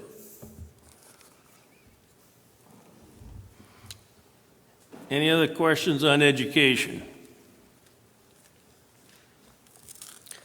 Lori Ortolano, 41 Berkeley Street. I too am very concerned about where our schools are moving and how our children are being educated. I think we're really in a crisis, not just in Nashua, but in this country, and we're failing these kids, and we're charging an awful lot of money to do that. This contract that was voted in, we look at the performance of our students, and it's very average. Out of 150 districts, we're down in the mid to lower range, 100th level. Nothing to write home about, but we turn around and say that our raises to our staff have to be, much better because they deserve more. And this is what kills us all. I want to fund success. I don't want to fund failure. And Mr. Mayor, you wrote in your record and your mission and goals statement that you support strategies to ensure that all of Nashua's children reach their full potential.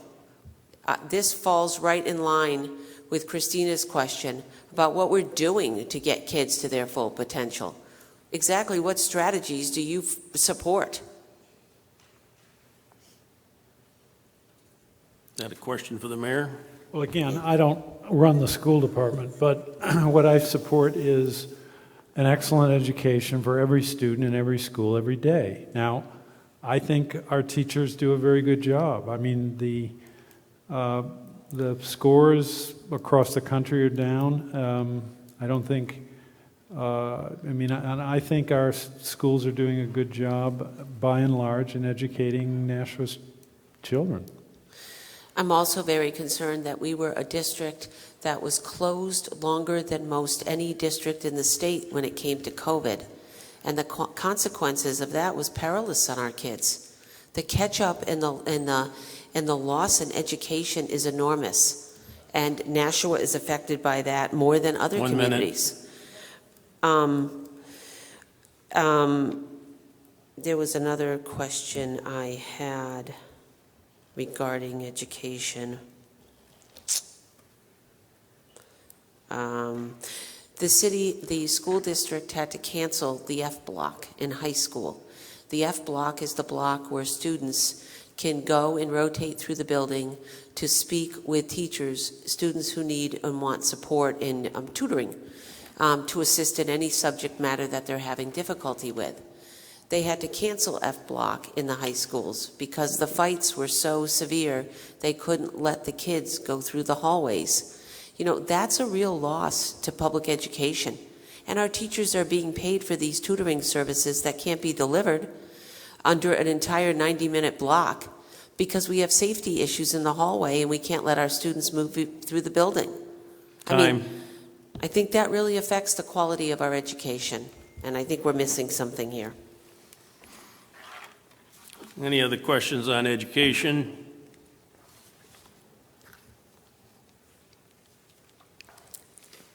Mr. Griffin, are you able to tell me what the percentage is this year? Mr. Chairman, if I may, I took the 167 million divided by 303 million, got 55%. 55. So we've gone from 53 to 55% since last year. Okay. I'm looking at page 298 and just sort of calculating what the average wages are for teachers. And what struck me was that we're paying 2 outreach career counselors only $44,000. There are only 2 of them. And I think there must be an awful lot of young people who are likely looking for that kind of help. So perhaps there are other things people are doing that could be reshuffled. We certainly don't need to spend more money, but other people or utilization of existing teachers, because certainly there are an awful lot of young people that finish high school and have no idea what in the world they're going to do. And working harder at career counseling seems like a good idea. Would you agree? It sounds reasonable. I mean, just keep in mind, we have no line item control over the school budget. We have no authority or influence over who gets hired in what positions. I understand. All we have is bottom line authority. I understand that, but we're talking about Yeah. taxpayers that are paying 55% of our tax money is going to something that you tell me we have no control over. 1 minute. That's kind of frightening. By law, state law, the school board has control over the school department. And that's true in every city and town in New Hampshire. So I agree, more career counseling would be great. I mean, but there is an inconsistency between saying we should hire more people and we're spending No, I too didn't much, say and we're hire spending more. too much I money. said reshuffle. And one could either say reshuffle, but you would need to talk to them. What positions would be reshuffled? Less teachers? Well, maybe it's something where you get parent advocates into the school, people from lots of different professions. Maybe, Make more but- use of your community. It doesn't have to be a full-time hire. It can be lots of other creative ways to get kids more familiar with what their options are. I think that's a good thing and should be suggested to the school. Time. I mean, I just think when you look at numbers, you know what people value. And Time. value was 44,000 compared to as a salary, and it looks like the average teacher is 68,000. Excuse me. Well, that tells you something, I think. Okay, you're going to move on to capital improvements. I got one more about education. Paul Hudsteiner, 310 Brook Village Road. And for a long time, I've been getting a chart about my taxes, and it says that maybe 60% of my tax money goes to education. And, you know, I look around at this auditorium, and it's really nice. You could say opulent. And, you know, then I'll think about the guys who wrote the Declaration of Independence. They knew how to write, and they didn't even have electricity. So maybe it's time we rethought about how we're approaching this idea of education, because it's a matter of motivation to obtain that degree of academic excellence. It's not a matter of swimming pools and auditoriums and, you know, millions of dollars in infrastructure. It's the individuals, and they have to want to do it themselves. So, you know, we can keep spending money on it, but unless we can address that problem, I mean, I was appalled to hear the idea of fights in the hallways being mentioned. I mean, you know, clearly that's... You have a question? Well, you know, the Board of Ed, as it was mentioned, isn't here. So, you know, it's more of a statement that we should rethink what we're doing with the money, and that's it. Okay, moving on into capital improvements. Why isn't the Board of Education here? Why? Why aren't they required to have... Why don't you ask the Board of Education? Capital improvements, 1001, capital equipment. Any questions? Seeing none, moving on to enterprise funds, revenue, and appropriations. Solid waste fund, estimated revenue, solid waste fund appropriations. Fred Teboom, 24 Cheyenne. Page 226 of your budget book. 226 isn't on this area. Solid waste. Are we on page 226? I've got 222 for solid waste funds estimated revenues and 226. 223 for solid waste fund appropriations. Right, I'm talking about 226. Is that correct? There is a $5.86 million deficit, solid waste. We all know that. That could be fixed by charging more fees for solid waste, but I'm told, never proven, that then people will throw the trash in the streets. I don't know the truth on that, but the fact is there's a $5.86 million deficit. That deficit is made up from the general fund, the general tax base. However, on page 215, and it's a question for CFO Griffin, to page 15, transfers in, transfers out, there's indeed an item called Transfer to Solid Waste Fund. 0. And I know this has been asked before, and there's an obscure explanation, but could you do it again? So, Mr. Chairman, if I may, I know this isn't clear, but bear with me. The reason why you see numbers in fiscal 22 is because that's what we provided to the Board of Aldermen, same book last year, that calculation, Mr. Teboom, that you point out. So the very first entry we make accounting-wise, once this gets adopted, is to populate is to make the transfer. Your question is, how come there isn't $5.8 million in fiscal 22 proposed transfer? Yes. And when 23. So what that would do, that would increase the general fund budget up to $307 million. And there'd be, right? And there'd be, we wouldn't put in It's late, you know. This is how it's been done, and it works. And in the appropriation, the resolution is where it calls out that shortfall of $44 million worth of appropriations and only $39 million of revenue. Mr. Griffin, this question has been asked several times. I suggest you start taking a look at a solution for this problem. Thank you.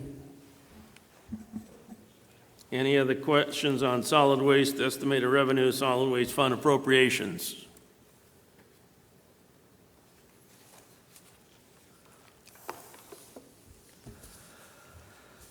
Solid waste, page 227.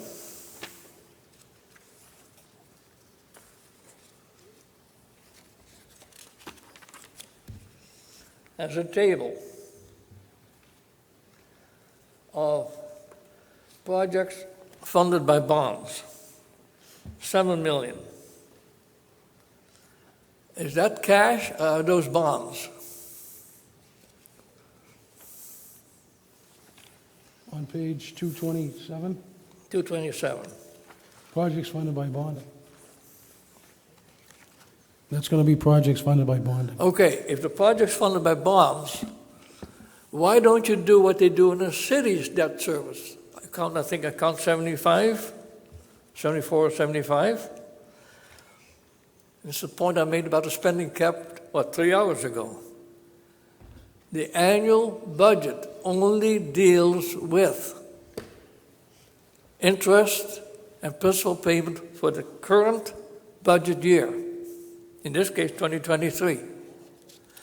If you look at the city debt service and the school debt service, the combined payment I think is 17 million.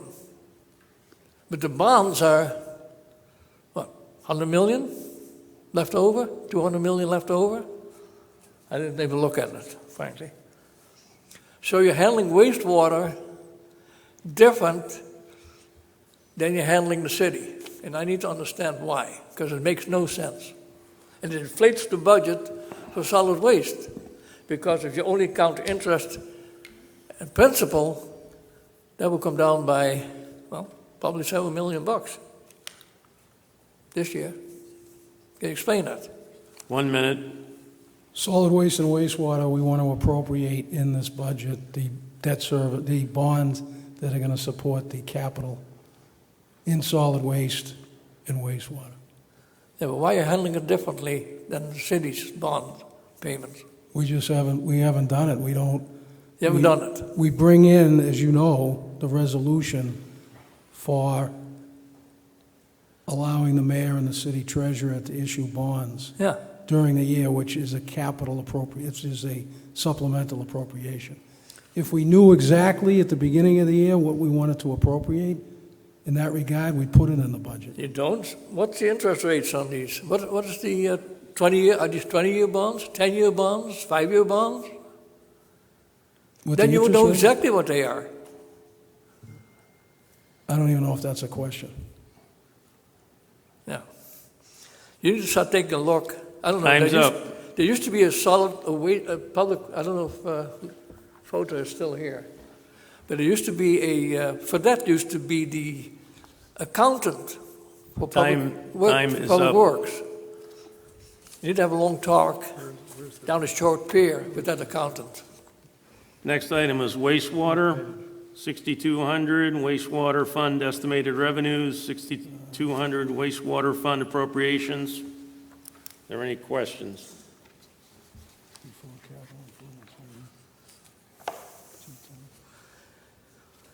On page 227, no, we're wastewater now, right? Page 236.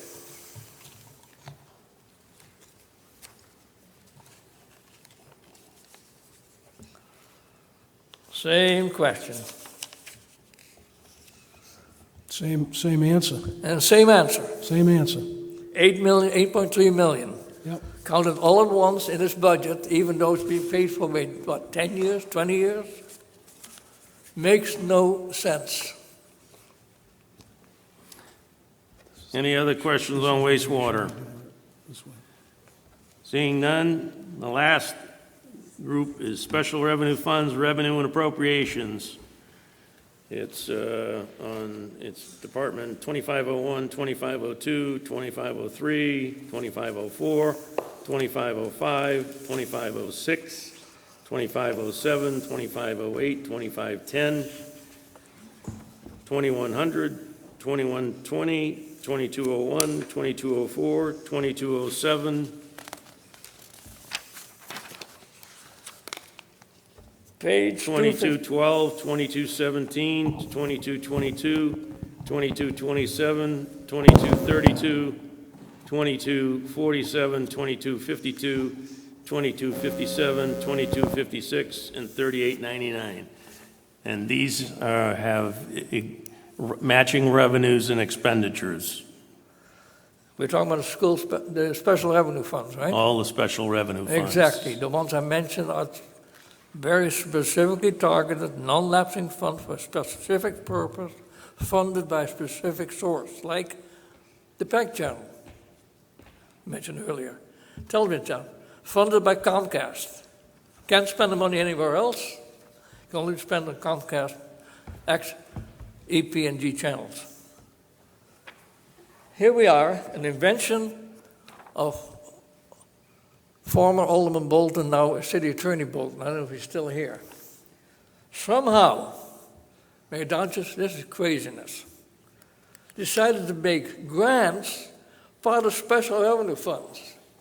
There's no accounting in the special revenue funds, no appropriations, no spending, no salaries, nothing, like they are in all the other special revenue funds, which is a requirement of special revenue funds. Only have a table, some of which are either on page 257 or 275, anticipated, like unanticipated grant funding, $4 million. What the hell is that?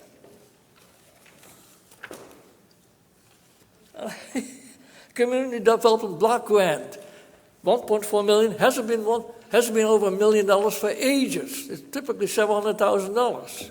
Who come up with the 1.4 million? It's meaningless garbage in its budget book. Shouldn't have been there, shouldn't be capped, should not be part of special revenue funds even. Thank you. Any other questions on special revenue funds?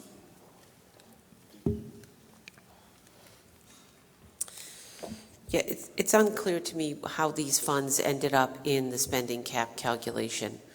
And it just seems to me that there's really no purpose in a spending cap right now, because when you can run a calculation and show taxpayers that you're 113 million under it, that we could have spent $113 million more and been within our financial responsibilities of what a spending cap is all about. It's absolutely absurd. The spending cap has been blown away because the feelings of the administration is the legislation isn't written clear enough to delineate what can and can't be in it. And I think one of the big concerns I have is the word total expenditures. I contacted the DRA to ask if there is a DRA definition of expenditure, and there is not. That is a very undefined term, and it leaves a door wide open as to how you interpret what expenditure means and total expenditure. And the city has chosen to interpret it to mean all of these grants, all of these bonds, all of this money. That wasn't considered that type of expenditure in the past. So, I really hate to hear the discussion of the need for litigation and going to court. I'd like to think there's compromise. And when I hear the mayor say he agrees it doesn't belong in there, but the law is allowing you to do it, well, the law is not preventing you from not doing it. And you have a choice. And if it doesn't make sense to you or it doesn't seem reasonable as a method to handle taxpayer money, then you shouldn't do it. Your hands aren't being tied by this. And I did ask, can anyone tell me how other cities with spending caps or tax caps are, I did ask this at another meeting, are handling these types of special accounts? Does anyone have any information on that? 1 minute. No? Doesn't appear so. Okay. Well, I think that information would be good to understand, and maybe other, communities are thinking exactly the way the mayor is, that this doesn't belong here, and they're not applying it. But you're recognizing it doesn't belong here and saying, I'm going to stick it in there anyway, and essentially stick it to the taxpayers. I think it's wrong.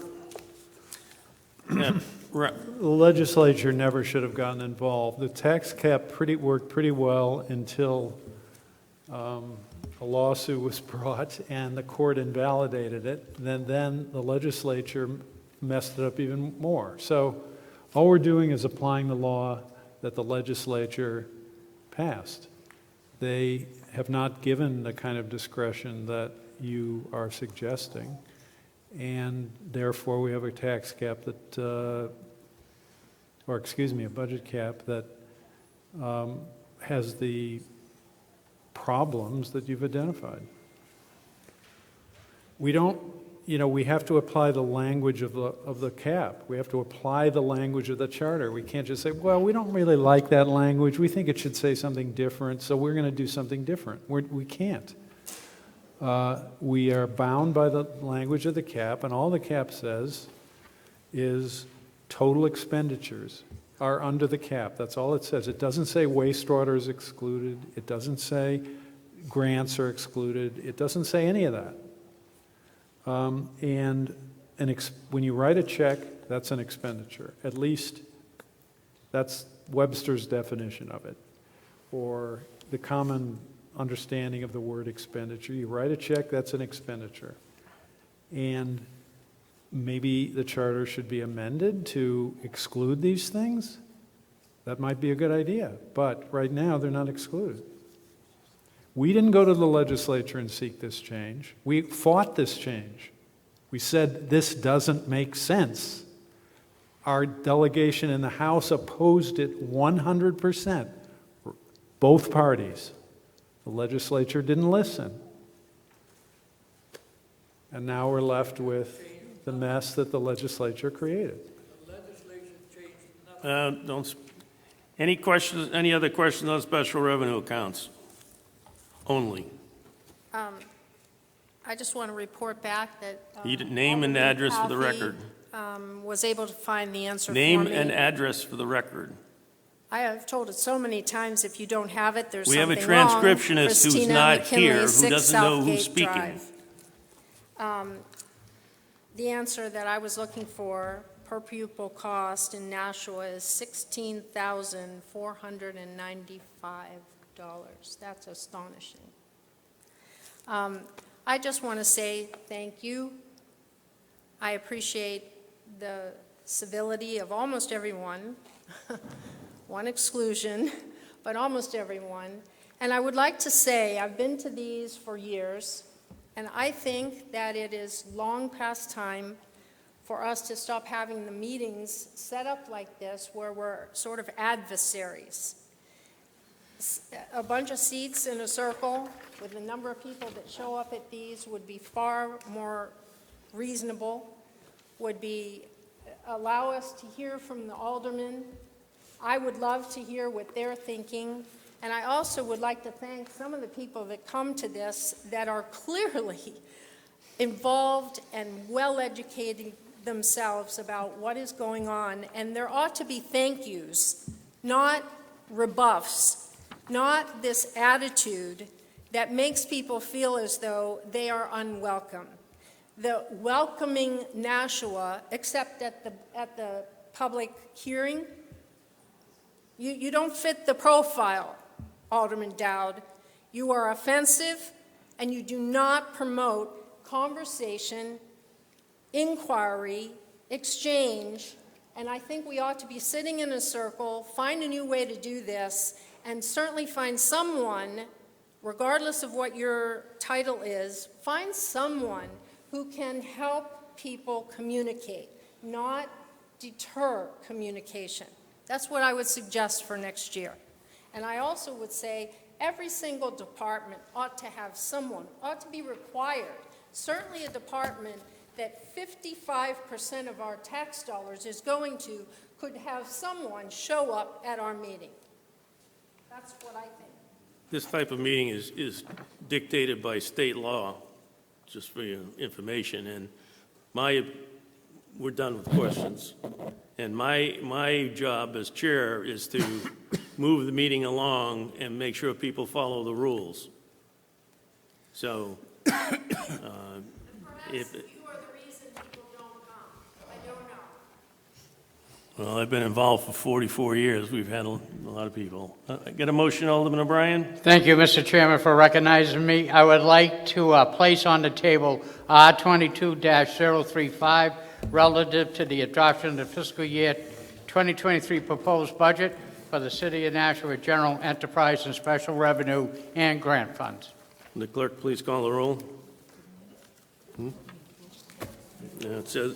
it's on here. Okay. All those in favor signify by saying aye. Aye. Opposed? Motion carries. Alderman O'Brien? Thank you, Mr. Chairman, for recognizing me. I'd like to make a motion to adjourn. The motion on the floor is to adjourn. All in favor signify by saying aye. Aye. Opposed? We're adjourned at 10:38. Thank you, John. Okay. I appreciate it. We'll see what happens. I don't know. What do we got?